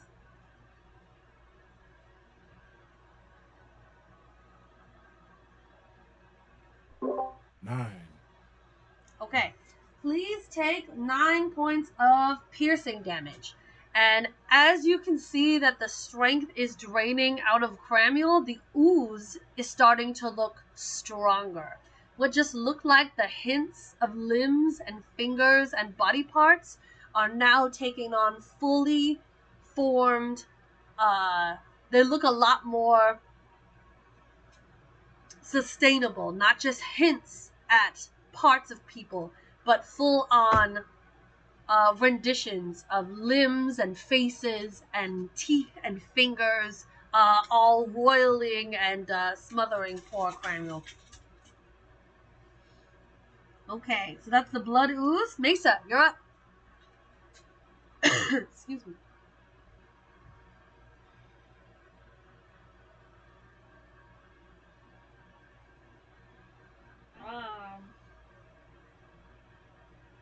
Alright, necrotic didn't work. Let's try fire. All right, cool. I'm gonna do burning hands on the shadow. Awesome. It has to make a dexterity saving throw. Okay. 16. Okay, so it takes half damage. Okay.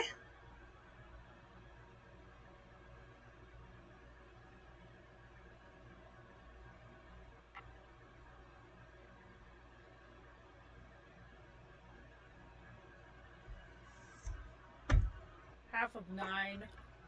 4.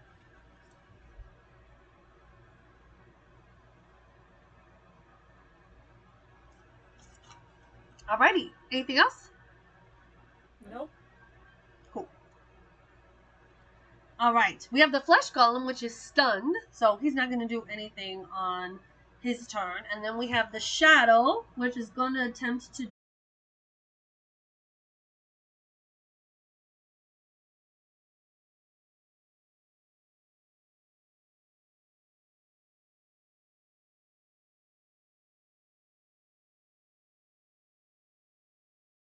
Help Cramiel to try and pull him out of whatever the hell is consuming.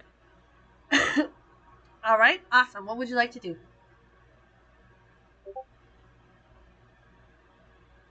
Well, if there is any more of the pillars of the braziers or whatever with fire, are there any around me?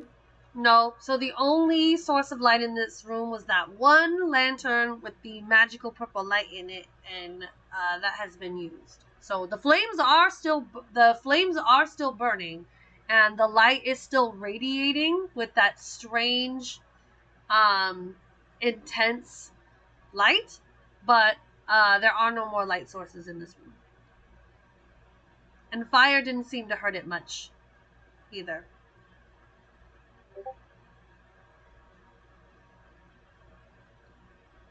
I'm not really sure that I want to approach it, but at the same time I really want to help Crammy to see if we can pull him out.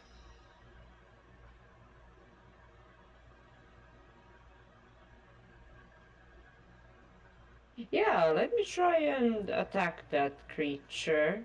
But, like, my purpose is to render it from Cramiel's body. Okay, so you're trying to like pull it off of him, like clear his, because it is smothering him. You can clearly see that it is blocking his eyes, ears, nose, and mouth.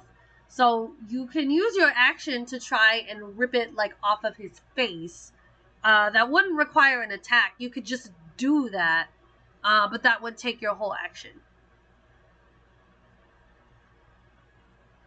That would end Okay, no his, problem. I would like to would do end. that. All right. So, Cramiel, you feel Yes, so, fingers digging at your face. Go ahead, Eva. What do you do to... You want to describe it for us?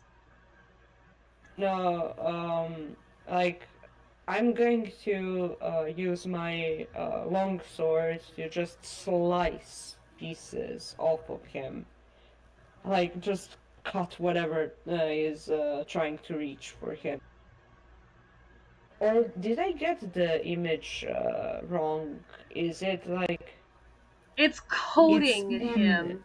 Yeah, it's coating him and like covering his eyes, nose, and mouth. So any attempt to use your sword would most definitely cut him as well. It's not like a thick layer. Okay, no, Yeah. I got the picture. I got the picture wrong. Never mind. So yeah, but then I would do this. I would actually try to punch it out of him. Okay. Non-lethally. Like just make him cough whatever is in him. Okay. So you don't need to roll to hit, but go ahead and do that just for fun. See what happens. Beating the ooze off of him.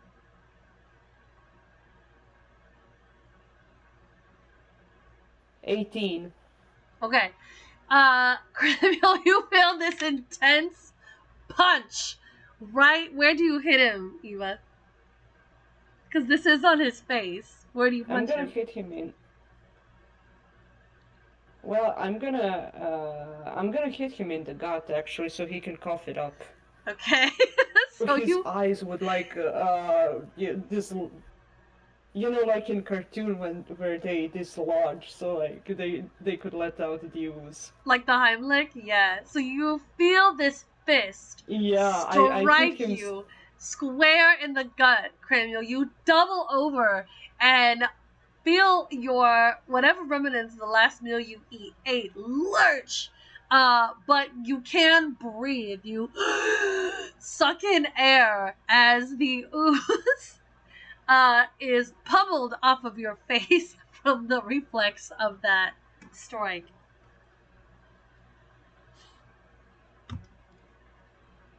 And it is a really solid punch. I will Like,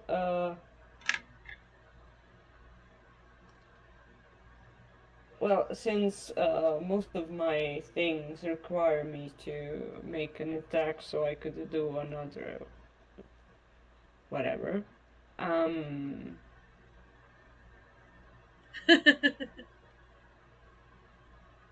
um, Lilin, stop punching your companion. I do it because I love them. Right. It's tough love. Yeah. Life-saving pain.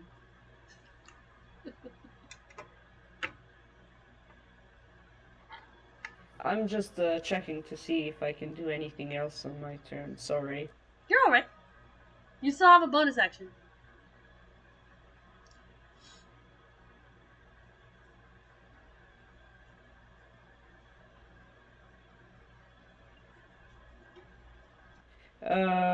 God, I'm looking at this monk abilities, and I'm like, everything requires a attack so I can progress.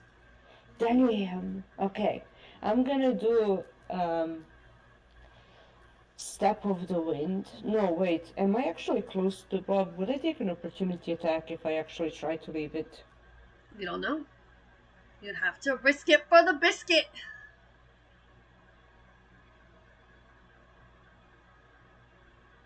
Yeah, I'm gonna do the step of the wind, and then I'm going to return back where I came from. So I use a disengage as a bonus action. Yep. And Sounds then good. yeah, exactly there. Awesome. Alright, so Krem, you are still grappled by this thing, so your speed is 0. Your attacks are no longer at disadvantage because you can breathe and see and hear again. Your speed is still 0. And you are grappled by this. It is your turn. Take it away, Kramu. I think my stomach's in my spleen. Snoop. Oh Down. yay! No. I can Better breathe. alive than getting paid, I guess. Thank you. I can see now. All my moves really require sight. Okay. Oh, I'm uh, sorry. I forgot to have you roll a concentration check for your Shield of yeah. Faith. So just roll Yeah. that one more time. Oh yeah. It's so hard to remember those. I suck at remembering those. 21. Yeah, you're good. Fuck yeah. All right. So there's Okay. yeah, you're good. Okay. Let's try this again. Okay. We will attack with the longsword. 22. Hits. 5. Alright, 5 misses. 22 does hit though. No, 5 damage. Oh, 5 5 damage for that one. Okay, second attack. All right, and let's go with. Got 19 Hits. and 3 damage. Okay. Awesome. At, this is okay. Magic people, I'm tagging out. Y'all can deal with the blob. I would like to use my bonus action. Hold on, let me make sure I can do this. Okay. Okay. I will like to use my second level spell slot to cast Misty Steps, and I will duke it out next to the flesh golem. Can I do that? Yes, you can cast Misty Step. You will still be grappled by the blob, though. Would the blob come with me? Technically, because it's coating on you, yes, it still would be. It wouldn't like be there, but you would still technically be grappled by it until you beat a contested fine with athletics that. check. Yeah, you can move Yeah, away from I'm fine with that. yeah, you can move away from like the big form of it. You know what I'm saying? Like you just your Yeah, legs would still just imagine like your legs are still kind of like yeah, I'm stuck to the still ground. just like, Right. yeah, You yeah, still gotta yeah, okay, that's wrench them free. Yes, you got it. yes, that's perfectly fine. I just can't and walk away from Exactly. it. Yeah, okay, yeah, I will do that. So Cool. So let's Misty see. Set is 30 Uh, feet to an area that you can see. perfect, perfect, perfect, perfect. I will be right next to this flesh golem, and we will duke it out in this corner. Amazing. I am not getting strangled again. Amazing. I am not dealing with cast. I will cast that with a good heart. You can have that spell slot. Love it. All right. Cool.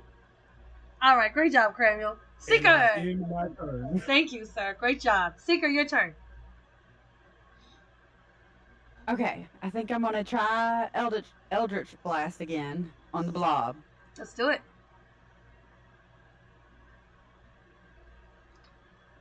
20. Hits. Just pull it Not off. 20? Fucking dead. No, it wasn't a nat 20. And 8 damage. Awesome. Oof. What type of damage is your Eldritch Blast? Remind me. It's force, right? It was blue. Yeah, it's force. Got it. Blue damage. Hell yeah. Alright. Anything else? You can move. You don't have to stay there. I kind of like being behind that sarcophagus right there. Okay, Give me a little bit of protection. cool.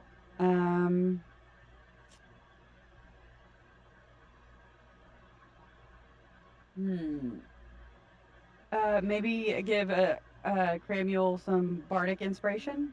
Awesome. What do you Since say he can to hear me now? what do you say to inspire him?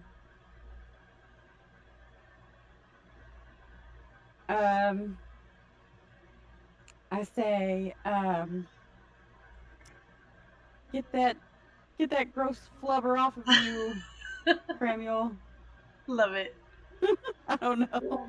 We killing everything over here. I got you, boss. Amazing. All right, it is now the And Ooze's turn. that'll end it. Amazing. Now the Ooze's turn. It is going to creep forward towards you, Seeker. It's 20 feet. It's going to get within 5 feet of you. And it is going to attempt to grapple you. So make for me a Constitution saving throw.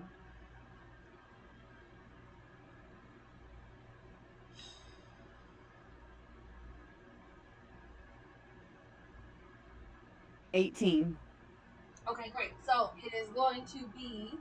Oh, so sorry. So make a contested athletics check, please. 18 succeeds on the con save, so you take half damage. So that's only going to be 4 points of piercing damage. And then just make an athletics check for Okay, me. so athletics. Yes. Oof. Oh, I got a nat 20. Nice. So 21. Yes. Okay, that beats my athletics check. So you are not grappled.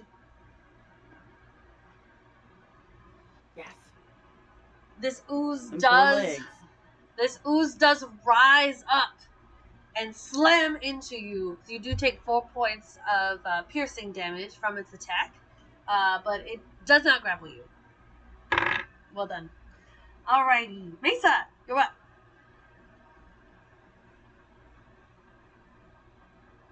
How far apart are these three from each other? I don't know. You have to look at the map.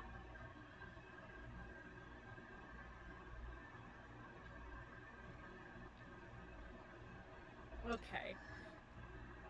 So I imagine Mesa, she sees Cramule. She recognizes Misty Step. She's like, okay, he's gonna get out of the way. And he's not. She's gonna cast Fireball. All three.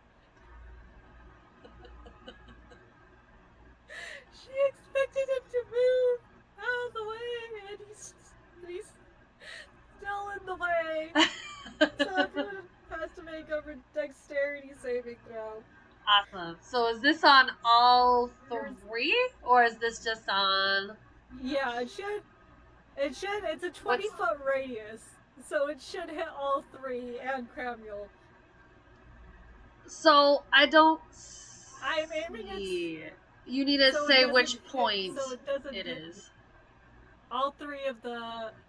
So if I aim it so that the edge hits, it should hit all three. Yeah. So you need to tell 8-bit what point it is on the map, so that we can do the radius for it.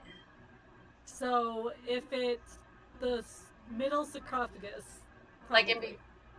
So in between the two like parallel sarcophagus there in the middle, like that point. Yeah. Okay. Maybe So a it little will bit be. to the left. So the in between. Yeah, it's good. So that's the center point, and it's going to be 20 feet out. Yeah, that's the sense. Outwards. 20 feet outwards every way. Yeah. So the in between the two sarcophagus, that little point in the middle of those 4 squares is going to be the center no, of it. like in between, not exactly in between, but like the little corner of the sarcophagus on the left, like the front right corner of that sarcophagus. Yeah, where your mouse was just at. Other way. Okay. Here? Down. Yeah, right there. Right That's here? the middle. Yeah. So it's gonna reach 20. Yeah. So not exactly in the middle, but right. Yeah, like right there. So it's gonna reach 20 feet out every direction. Yeah. So count out Not 4 far. squares. Bro, what this thing? Yeah, those don't work. So count out 4 squares from that center. I can't get rid of this. Clear drawings, yes. All right. There you go. All right. And freehand. Thank you. So Yeah, like kind of. Yeah, like right there. So 4 And- squares. from here.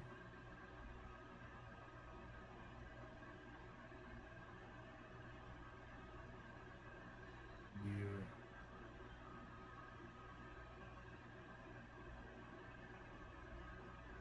Here. Yeah, that's gonna get Cramule for sure. Yeah. But everyone Yeah, else I is good. expected him to move on the other side, but he didn't, so he's gonna get hit. All right, so everybody, so all 3 of them need to make dexterity saving throws. Awesome. Okay, And Cramule, yes. and Cramule All too. right. All right, so the ooze Sweet rolled. baby. She expected him to move further, and it didn't happen. It's not her fault. So the ooze rolled a 2. The I got flesh 20, golem. 18 plus 2. Flesh Do you golem not rolled. have a careful spell? Nope. Flesh golem rolled. Flesh golem rolled Plus 12. Cramule is resistant to fire. It's fine. And then the shadow. He's fine, so he's gonna take half What's the damage. DC? Half damage. What's the DC? 15. All right, so the shadow made the save. All right.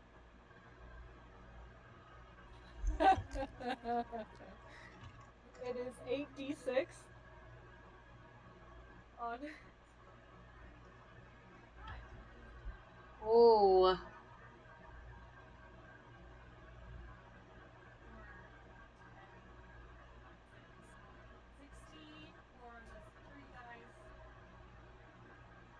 Oh lord, how does the math work for this? As you cast that fireball, You hear a scream come from the large sarcophagus on the dais. Yeah, it's fine. Hold on, I'm just gonna pull out the calculator.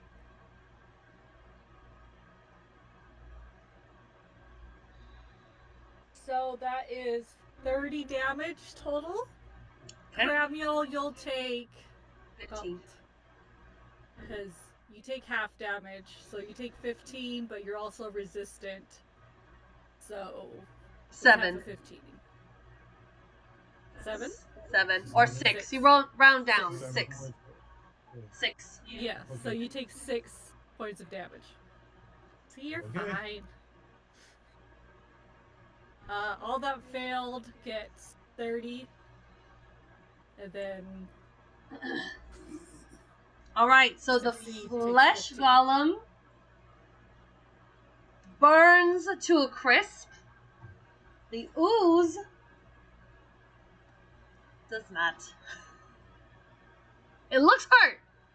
It looks like you're finally starting to have an effect on that ooze.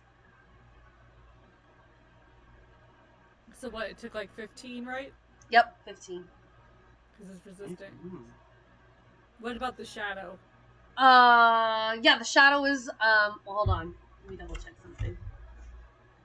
The shadow, I think, succeeded, so they would take 15. Yeah, the shadow is still there. Sorry. I know, please don't be counter spell. It's fine. It's fine. Someone's Yeah, just it's totally excited. fine. Someone's just. Yeah. It's fine. Yeah, there was The way a she said, blood- the way she said, like, there was a you hear blood curdling scream, and you hear the boom, boom, boom, boom, boom, that peters off into silence from the So- inside of that first sarcophagus on the dais, which was engulfed in flame from the fireball. Which sarcophagus? The big one Number on one. the dais. Number Yep. one? Yep.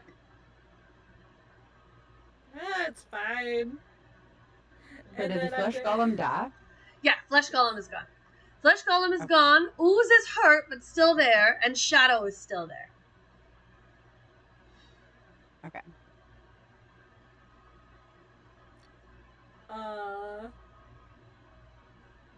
And that's gonna be my turn. Excellent.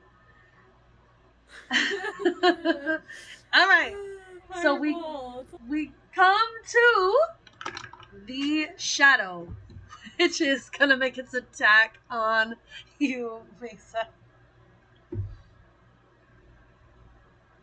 16 to hit. I didn't catch that.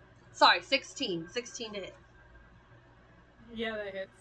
Okay, another strength drain, so that's 4 points of necrotic damage. Roll another d4 to reduce your strength.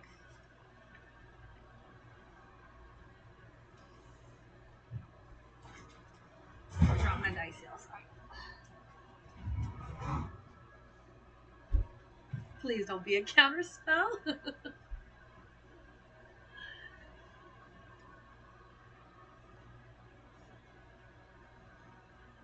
No, but the way you described it, I was like, oh shit, it's a lair action. Oh no, it's gonna do a counter spell, is it? What happens to my strength when I reach 0? You die. Lovely. That was a 3, so I'm down to What's your strength modifier now? 6. Alright, cool.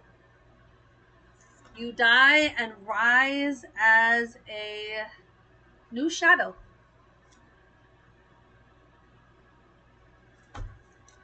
Okay. That's the shadow's turn. Top of the round. Eva.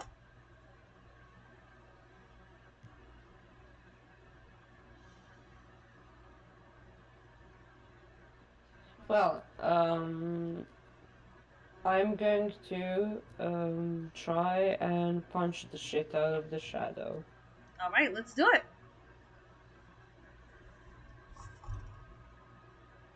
So, first, what I'm going to do is make a weapon attack against it.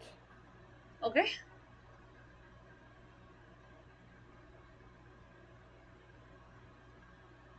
With your sword or your crossbow? With my sword. Okay, so you need to be within 5 feet. And that does not hit. I think it's 13, no? No, that hits. Okay, fair. Good. Moment, let me roll the damage.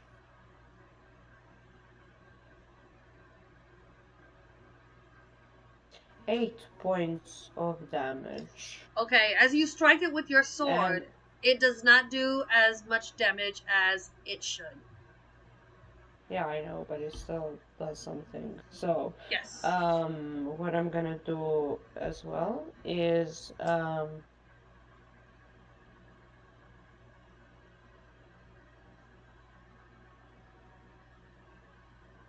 I'm gonna, make a, flurry of blows. Okay.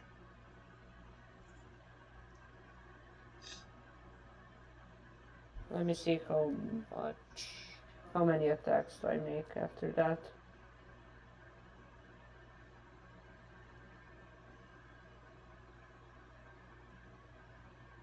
Two unarmed strikes, I see. Mhm.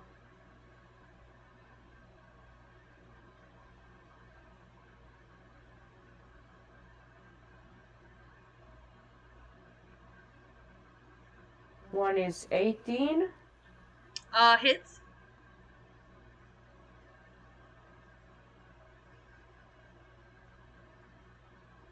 Five damage. Okay. The other is 21. Yeah, definitely hits.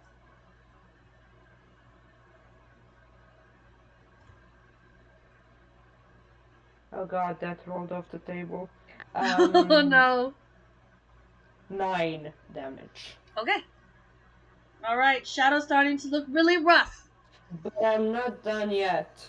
Okay. Extra attack.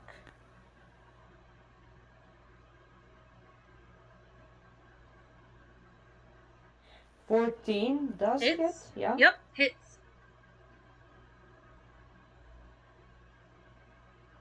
That is going to be 11 points of damage. Awesome. With your extra attack, the shadow dissipates into a puff of cold air. So is that as hell? Yay! Great. Well, yeah, so you watched Eve do a little dance, which is chaotic and swirling everywhere, like some punches being dealt and then some slashes with sword, but I think we got the job done. Does that finish your turn? That does finish my turn, yes. I will Cramiel. stay where I am. Okay, Cramiel, you're up. Only enemy left on the field is the ooze. I can't move, so I think I'm just in my turn. Oh, Still make grappled. that's right, make an athletics check. I think it Okay. ends now. Or go ahead and make an athletics check. We'll see. I rolled a 3, so I'm sure you'll beat it. 19, yes. Yeah, you beat it. So you can move. Okay. All right, I'm going in, coach. All right, I will move back to the slime. Cramiel, no! I'm going in. All right, I will make another longsword attack. Let's do this. 12. That just hits. Yes, no, that does Okay, hit, yes. All right. 8 damage for my first attack, Okay, and I will roll for my second attack. let's do it. Okay, 18 Hits. and 3 damage on that. I Okay. pitched in, guys. All right. And Oh, make a I am- concentration check for your shield of faith, please, because you took damage yeah, with okay. the fireball. All right. Oh yeah. Which one it was? What saving throw? It's a concentration check, so you just want to roll Oh, above a 10. a D20. Yeah. 20. You just roll a. All right, it's gone. Yeah. Okay. So shield of It faith was dissipates. 49. Yeah. Shield of faith dissipates. All right, back to 20.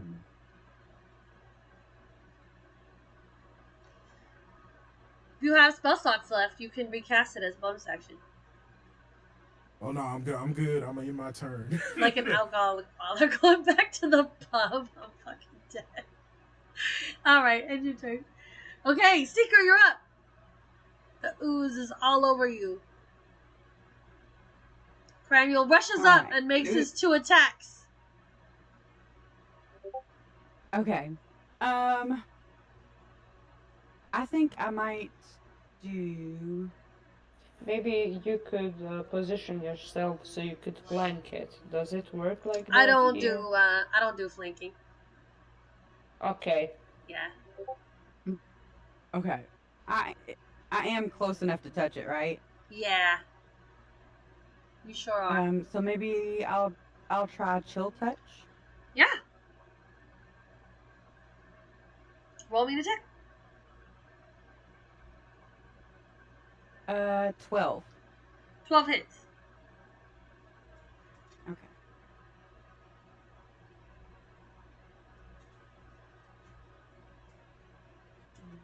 Why are you not roll? Why are 13. you not roll? Awesome. 13. Point. What kind of damage is it? It is. Oh.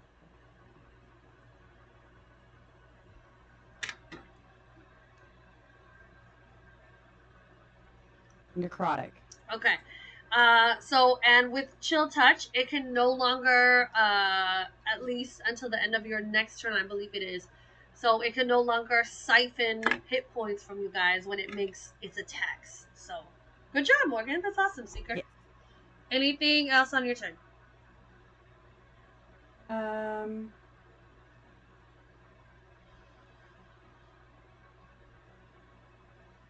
No, because I think we're all okay on HP, right? I think we're I'm all not sure. I think Cromwell's the only one who's taken some serious hits. Yeah. I'm good. Yeah, we're all right. Okay. All right. Then I will end my turn. Okay, awesome. Okay, it is the ooze's turn. It is going to attempt to smother you, Seeker. So, make for me a Constitution saving throw, please.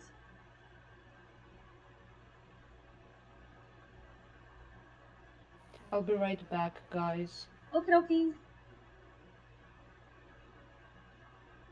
I got a nat 20. Nice. All right. So so it is not smothering you. And you take half damage. So 4 points of piercing damage on that.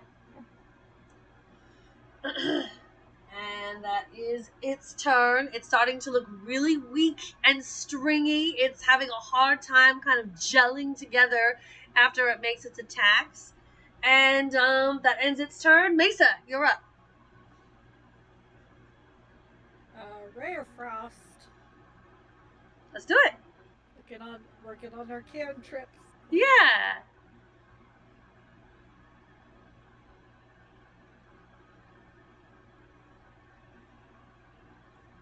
Thir- 13? Hits. Yes.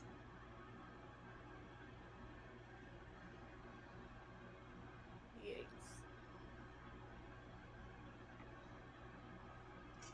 Nasty gelatinous body soup.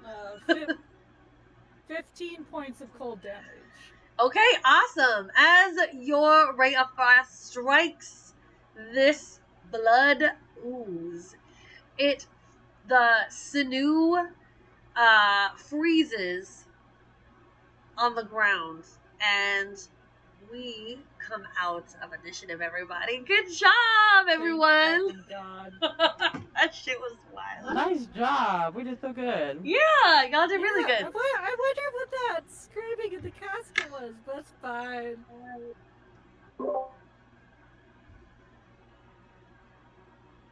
We come out of initiative.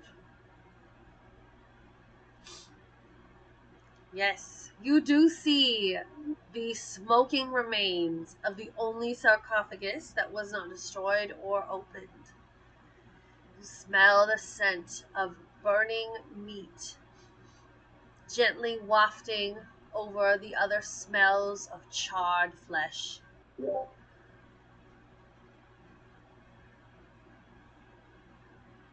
What do you do? Do we need to open it, guys? I want to see if I can loot this slime. The slime has nothing in it except for Really? it has nothing except the things you had in your pocket. So there's some loot. Oh. What was in your pocket? There's some loose change, a form of Yeah, protection for sexual activities. Well, good on you. Good on you, Wait, Cramiel. what did I miss? Hey, Sexual act, huh?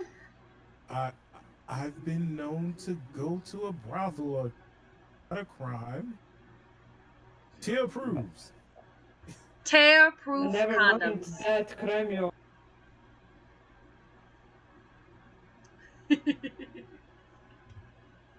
Was a grindy combat, guys, but good job.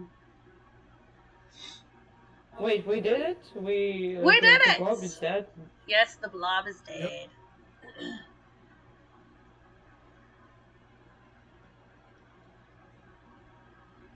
I think if we need y'all to decide if we want to open the sarcophagus or if it's another enemy in there. Could Of be course it's Sky- another enemy. Why wouldn't it be another enemy? It could be Sky Lantern. It could be Sky Lantern. Or the husband, you know, the original Sky Lantern. Whatever it is, the blade is ready. I have nothing to do with it. It's fine. We know Maybe this and this- we love you. Maybe the sarcophagus protected him.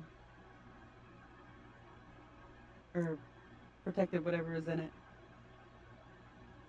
Yeah, let's. I mean, there's nothing else here but either go find, open this thing. Either way it goes, I got one smite left in me. We got this. Let's just see. One smite left. Okay.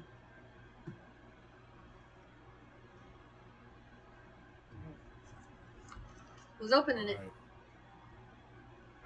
I'll open it. You know, strength I'm not very check and all. strength check if I must. Sure. Yeah, you don't need a I strength check. will, The I will fireball stand. has damaged Oh, the it. fireball, yeah. The fireball has damaged it immensely. So you are able to slide the lid right off of it. Within, you see the charred remains of an armored tiefling. No! No! You see the remnants of chains that were wrapped around him. You see that he was on an angled slab, so that blood from a wound in his arm dripped dun, dun, dun, slowly into a metal pan, which is also now fried. In the pan is what looks to be a ceremonial dagger. Around the hilt of this dagger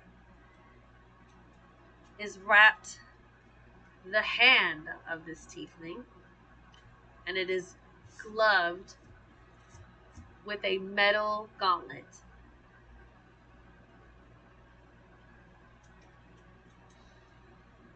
Do we know for sure that it's actually the Sky Lantern? Can we check for Someone can make an any investigation check. identification? Sure. I'll make it. Is this your boy? Is this your man? Is this your man? I don't know. You look for me. I can't look. Okay, let me see.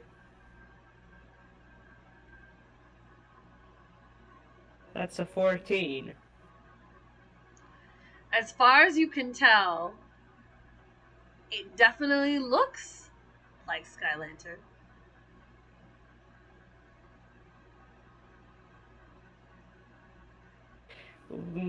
You know, that might not be true.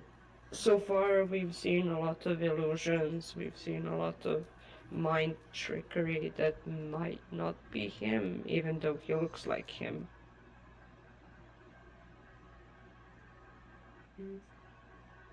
Let's just keep this level-headed, even though this place really messes up with our brains.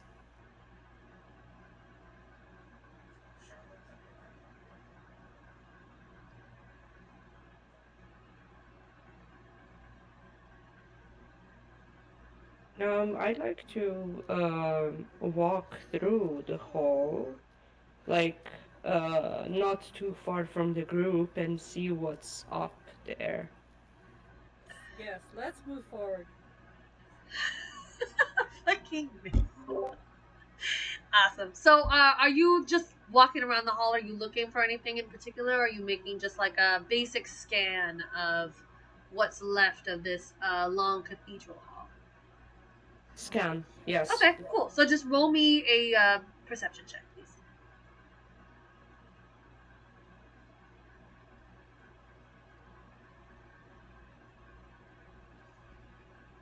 That's a 15. Okay. So you see the smashed remnants of the corpses that were set up in the pews.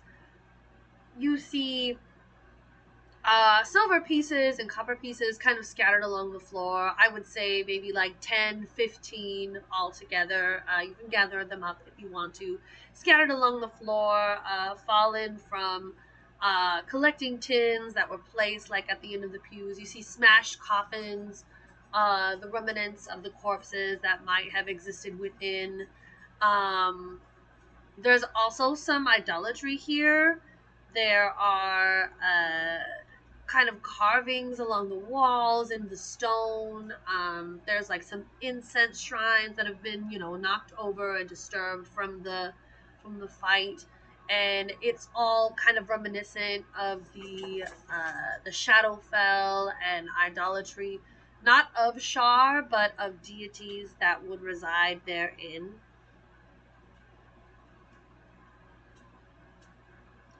Doesn't seem like there's many things of value left in here. I would. Is the ritual dagger close at hand? Could I reach it?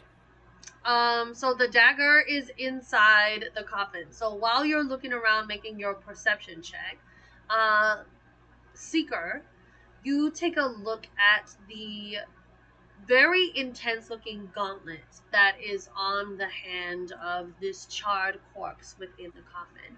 And you are reminded of a riddle that was found within the book that you all read earlier. In the eye bleeding book. Since while Eva is kind of making her way around the room, does anybody want to do anything with this dagger, with this blood, it's burned now. It seems to be like fried and like kind of stuck to the edges of this metal pan, this like basin. at the bottom of this sarcophagus. Does anybody want to do anything or try anything? Go ahead, Kramer. Oh, I was just gonna say I want to try and grab the gauntlet. Or if you want to grab the gauntlet, I'll the dagger, whichever you prefer. I'll try and grab the gauntlet. Okay, I'll grab the dagger. So I would like to. Hold on. Yeah, I would like to grab the. First, let me read actions. Make sure I don't have none that, like. Make sure Jesus doesn't come back. When we touch this. Alright, yeah. I'm gonna just go ahead and try to grab the dagger in the burnt pan from the bottom. Okay, great. And then Seeker, you're going for the gauntlet, right? Yes. Okay. As you grab the dagger, we'll start with Pramil. As you grab the dagger, it comes away out of the gauntlet pretty easily, but you see that there are grooves in the gauntlet that perfectly line up, like with the hilt of this dagger. As you kind of feel the weight of it in your hands, it doesn't seem like a very special dagger. It seems like the wielder would be, or whoever was using magic to kind of instigate this ritual would have been where its power comes from, if it has any. It seems like a regular dagger. It kind of comes to a stiletto point, so it's not really meant for slicing, it's more for gouging, if that makes sense. And then it's got like an ivory hilt. It's a nice dagger, but it doesn't really seem like there's anything special about it. Seeker, the gauntlet feels very, very heavy, and as you go to move it, the arm snaps off of the corpse and comes away with the gauntlet as you move it out of the coffin, out of the sarcophagus. The pan, Cramiel, because I did forget about that. It just seems like congealed, boiled blood. Like there is a lot of it in the bottom of this pan, but there doesn't seem to be anything remarkable about it. Can I examine it and see if there's any like runes or anything on the gauntlet? Yeah, go ahead and make an Arcana check for me.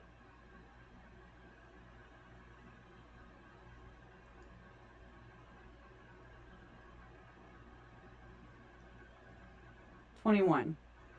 Awesome. So, your eyes of the Runekeeper, you see. So when you guys entered this sanctum, there was a saying inscrawled on the archway of the obelisk, and you see this same saying carved into the inside wrist of this gauntlet, and it kind of runs down like the forearm. The phrase is, "Those that fear truth's light shall be smote by it."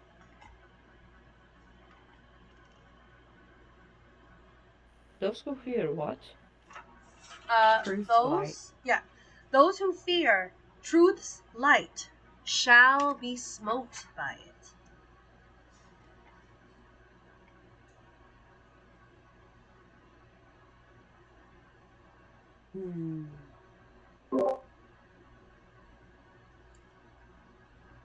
Does anybody know what this means?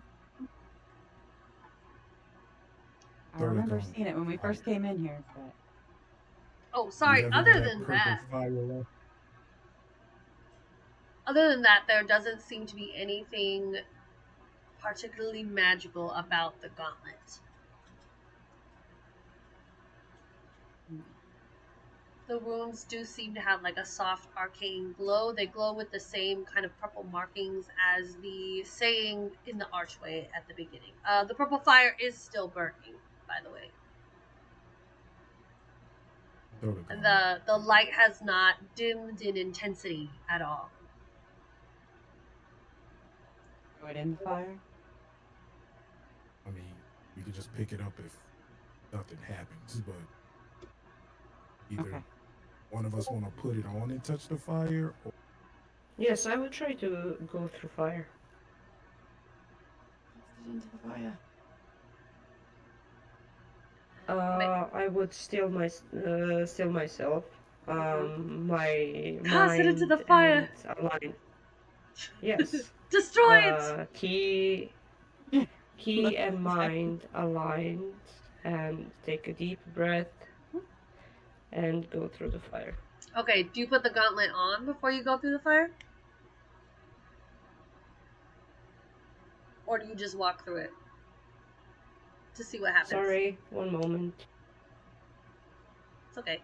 Mesa, as this is all kind of going on, you notice that the light in your lantern is dancing?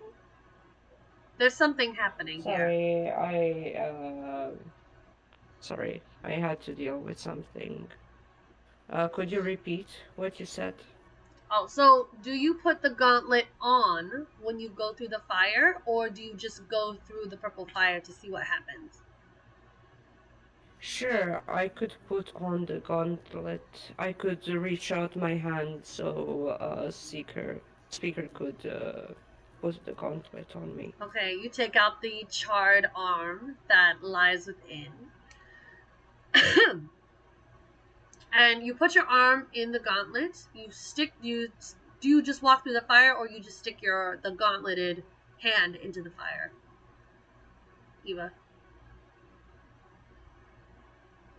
Well, I could try to first stick my hand through the fire. It's up to you. I just want to know specifically what you're doing. No, I'll. What Yeah, would your I'll walk character through do? the fire. You'll walk through it. All right. I would walk through the fire. All right. So you see Eva just march blatantly through that fire. Her war paint alight on her face as she steps boldly into the purple flames. They swirl around her. Mesa, you feel, or sense rather, the shadow flame of your lantern kind of swirling and dancing in time with the purple flames that swirl and dance here.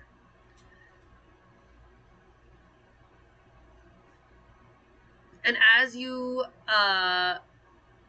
charge through this fire, you take no damage, Eva, but also nothing happens.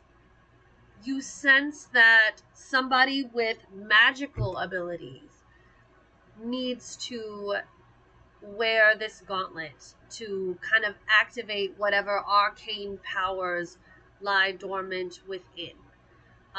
While your key keeps you steady and stable through the torment of this magical arcane power, it is not enough to trigger whatever effect this gauntlet has. The saying on the inside, on the forearm of the gauntlet, does come alight, and it's almost as if you hear the phrase whispered in your ear as you move through the flames. Those that fear truth's light shall be smote by it. You have no fear. You are not afraid. But this gauntlet, this power, is not meant for you.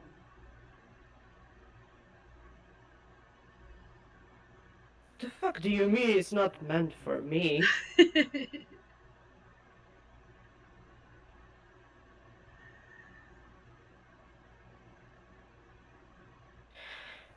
Well, I suppose.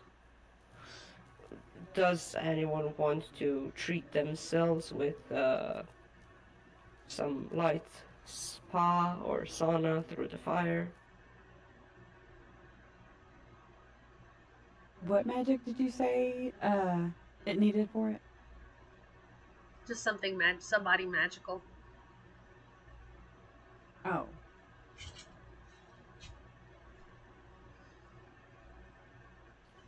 can I do a perception check on Mesa Sure.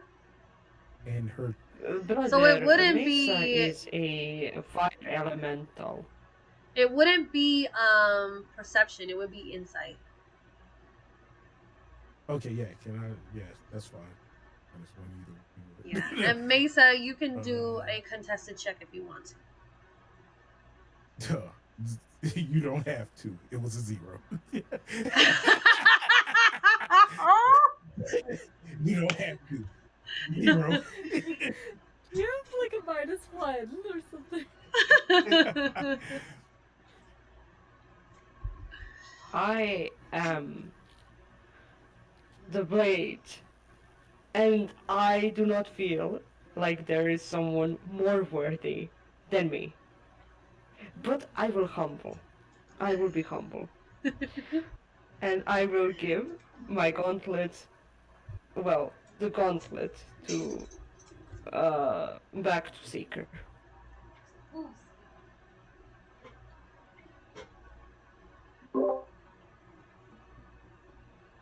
Does anybody else want to try it? Want to try the gauntlet? I mean, only one of us had a reaction to it. Only one of us? What are you Yeah. talking about? I mean, it is purple. You seem to have been quiet this entire trip. What do you mean this entire trip? You I've what? been talking. I literally What? just killed a person, alright? I'm going through stuff. So I mean, we've worked together. This isn't your first time. Mesa, you want to try it? No, Would you like to? I can't. Would I you can't like do to- fire. I can't do fire magic anymore. It's not gonna work. I can't do fire magic anymore.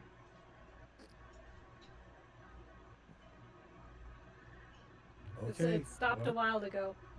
Okay. Well, I'll try it just to see. I'm not a magical person. I mean, I know magic. I wouldn't really call that magic. I would just say I pray really hard. I'm like a. Same. I'm like a murder priest.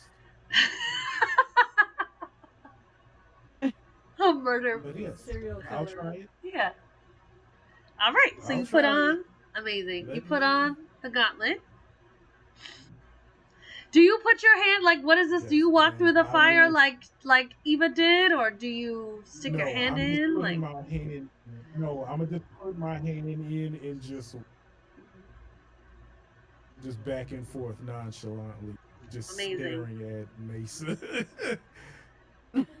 you two, so you reach your hand into these flames confidently. You swirl your arm amongst the purple flames. You feel no heat, but you do feel an intensity.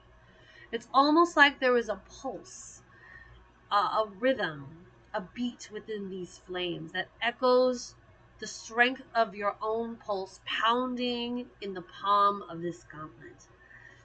You hear, you're not sure if it's your voice or Tyr's voice or someone else, as you hear the phrase, "Those that fear truth's light shall be smote by it." You do not feel afraid. Mesa, you gotta put this on. No, And you I know can't. No. You gotta put this on. You can't No, be we don't. afraid of it. It's not whatever- You gotta put it on. that No, whatever it doesn't power Work. It doesn't work anymore. Not since I stole it. that resides within this gauntlet was not meant for you. You know your path, See, it's not meant. and it is not this way.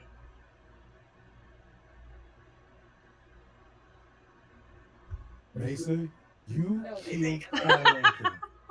Put on a gauntlet. That has nothing to do with it. I'm not worthy. My family said I wasn't worthy of the fire, so it's not gonna fucking work. No. And when is your family? Where's your family? Put it on. I'm not putting it on. They put Where is fear your in your family? Don't be afraid of it. It's gonna smite you. Who is your family? I will smite them. Put on a gauntlet. It says I'm scared. It says it's gonna smite me if I'm scared. I don't want to. No, it said it will. I will smite you if you don't put on the gauntlet. So either way, someone is going Either way, to you're get smoked. smoked. Someone's getting smoked. I'm dead. You're not being very encouraging. Look, I'm not the good Craniel. I am not the hero. I will smite you. Put on the glove. Please. No, please. Hey, we're good. Intimidation Good check. back in right now. Can I roll an intimidation check? Listen, Mesa, what would happen if it does smite you? Would you rather die in fear, or face whatever is trying to test you? Well, I'm fucking scared anyway, so I'm gonna die in fear. It doesn't matter. Great, do it scared. Do it scared, do it frightened. With Just that, do it. that is a good question though. Just kind of like Courage. above table. We don't typically do like persuasion, intimidation, like for each other as player characters. Those are typically only for like NPCs. You guys gotta role play it out and actually be persuasive, Okay. intimidating. Okay. But it was a good question. Yes.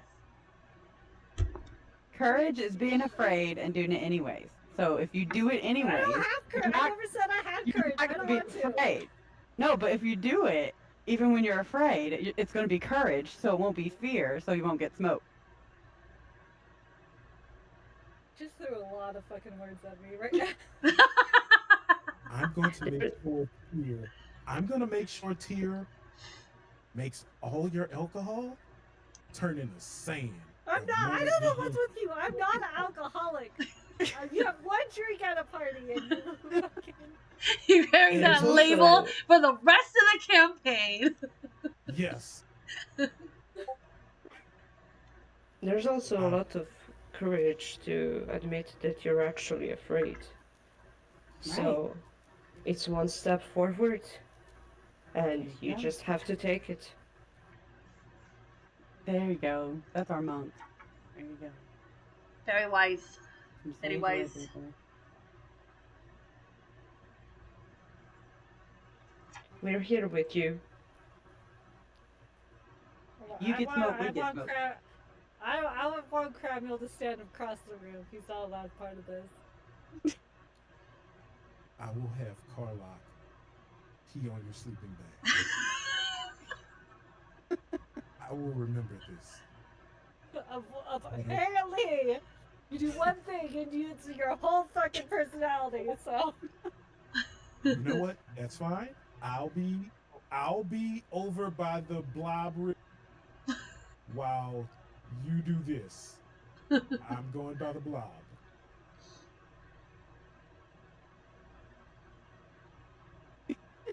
You moved you on that. On the map. Behind the blob. Behind the blob. It's my blob. I killed it. Actually, Mason did. Good job, though. alright, fine, let's do this. I don't like it. I don't like any of you all are going on the blacklist if I ever get back into power. I'm here for you, Mesa. You got this. All right, You're Mesa, here. you put on the gauntlet. You approach the purple Do I have a flames. choice? No. So we'll do it. You approach the purple flames. What do you do? Put the gauntlet in the flames. I'm not stepping through it Just stick your arm in. like a crazy person. Yes, I stick my arm in. The flames go black.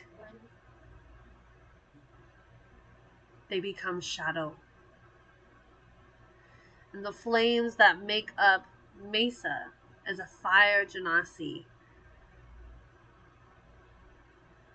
meld with this darkness. It is her, she is it.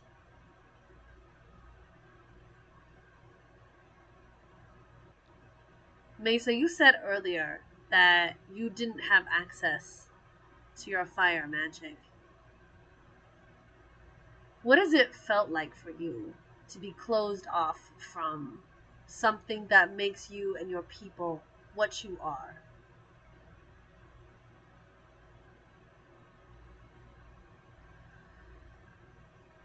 Like, it was always like in the back of my mind. Like it like was the fire magic was always like a comforting presence, like just always there.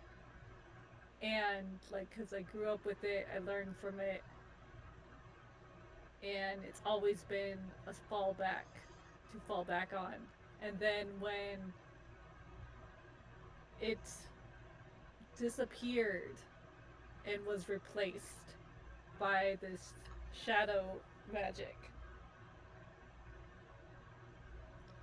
like it's just it feels wrong because it's not what it's supposed to be. But something it's not empty. It's been replaced and it just feels wrong.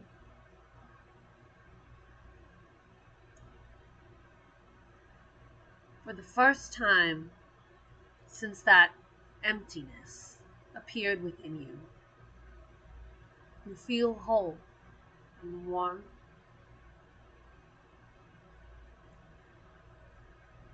What do you do?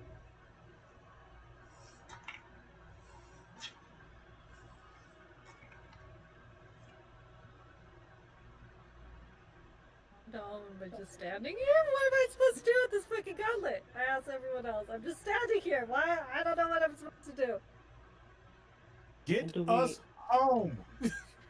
Do we notice the difference in Oh yeah, it's very appearance? obvious. It's very obvious. The whole room, which was kind of How do cast you- in like how do you this feel? purple light, changes to like a black light. There we go. How do you feel? Do you feel any different? Do you feel stronger? Do you... I don't feel stronger, but I feel, I don't know, like the cracks have been cemented, like in a firmer place that were made.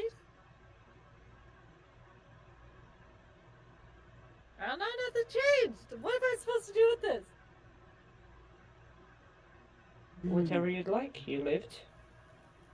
You look amazing. Thank you for your service. Now what? We just supposed to stand here in the flames the whole fucking night? Bring Sky Lantern back to life. I can't do that. Did you try? Are you yelling from across the room? Is that why it echoes? Yes. Aren't you the healer person? You're the one that's supposed to try. I don't heal people.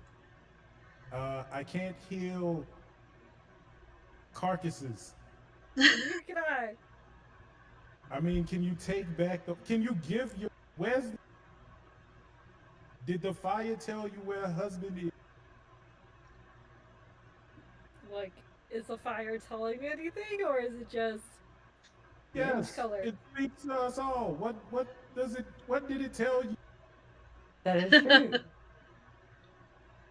Well, you wouldn't know, Can Seeker. you You didn't speak do back? it. But Teak and but Eva and yeah. Do you speak to it? Sorry, I missed it. Could you Oh, yeah. repeat that? Yeah, the fire. So, Cremula is saying that the fire spoke to him when he put the gauntlet on and stepped into the flames, and he's asking Mesa if it's saying anything to her. And it spoke to you also, Teak, when you put the gauntlet on. So, I don't know. Does it say anything? Hello? I don't know. 1, 2, 3. Did it? Does it say anything? Ask it less. I am Mesa. asking it. Ask it less, Mesa. Shut up, Crabio. You have no part of this. what do you say to it? I said hello. Hello. Maybe it's royalty. Maybe you should be dead. Hello, almighty gauntlet. That's how I talk to my soul. Hello, old multi-pool stabber. May your day be filled with blood and gore. Maybe like handshake, Maker's Wait, man. so I are don't know. we talking to it? I think Mesa's trying to. Oh, sorry. So Mesa said hello. You hear this soft, quiet response, like the crackling of a campfire.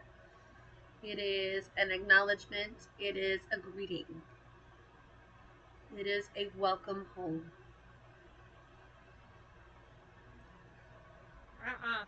Nope. I'm done. Did it- That's it. Goodbye. I pulled my hand So what out. did it Nope, that's say? it. What did it say? Nothing. Here, you try it.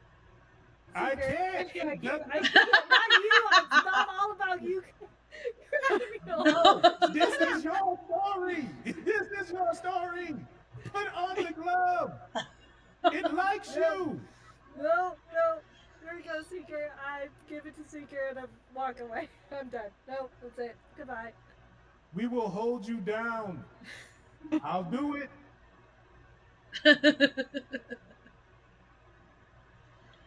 Do you Look, try I don't Seeker? want to be here for the. Well, I mean, it worked for her, right? So I don't You think have Secret would try it. blue flames too. What are you talking about? So it might be different. As you step out of it, the flames do become purple again. I mean, I but guess blue. maybe Yeah.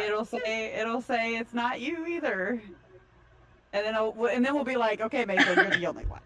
Yeah, so power of elimination. So I believe in you, Seeker. I'll stand over here. I guess I put it on too. All right. You stick your hand in. Slide it on and then stick my hand in the fire. Yeah.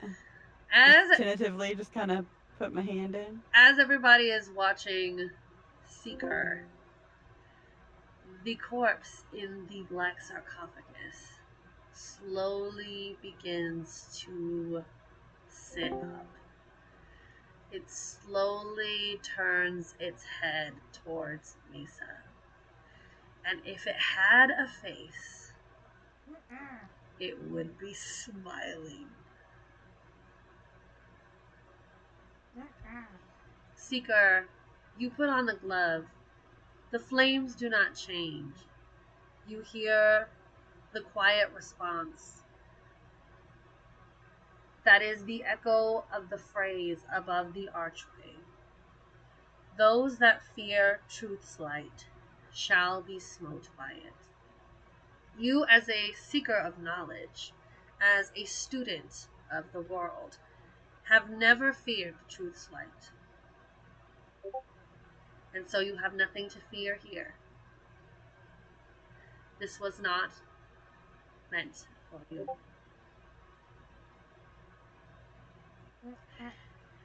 And Knew it.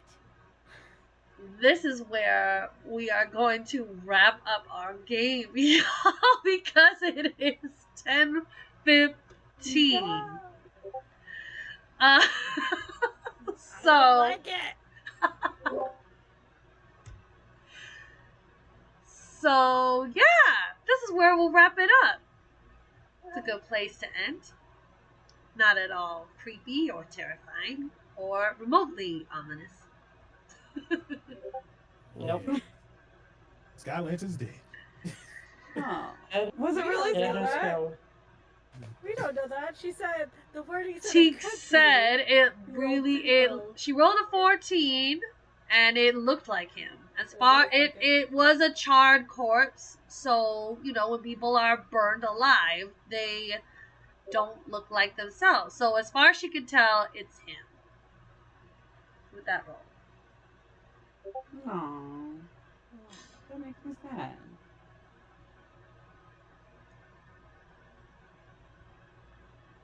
But at least I his am- mistake is scanned. Well,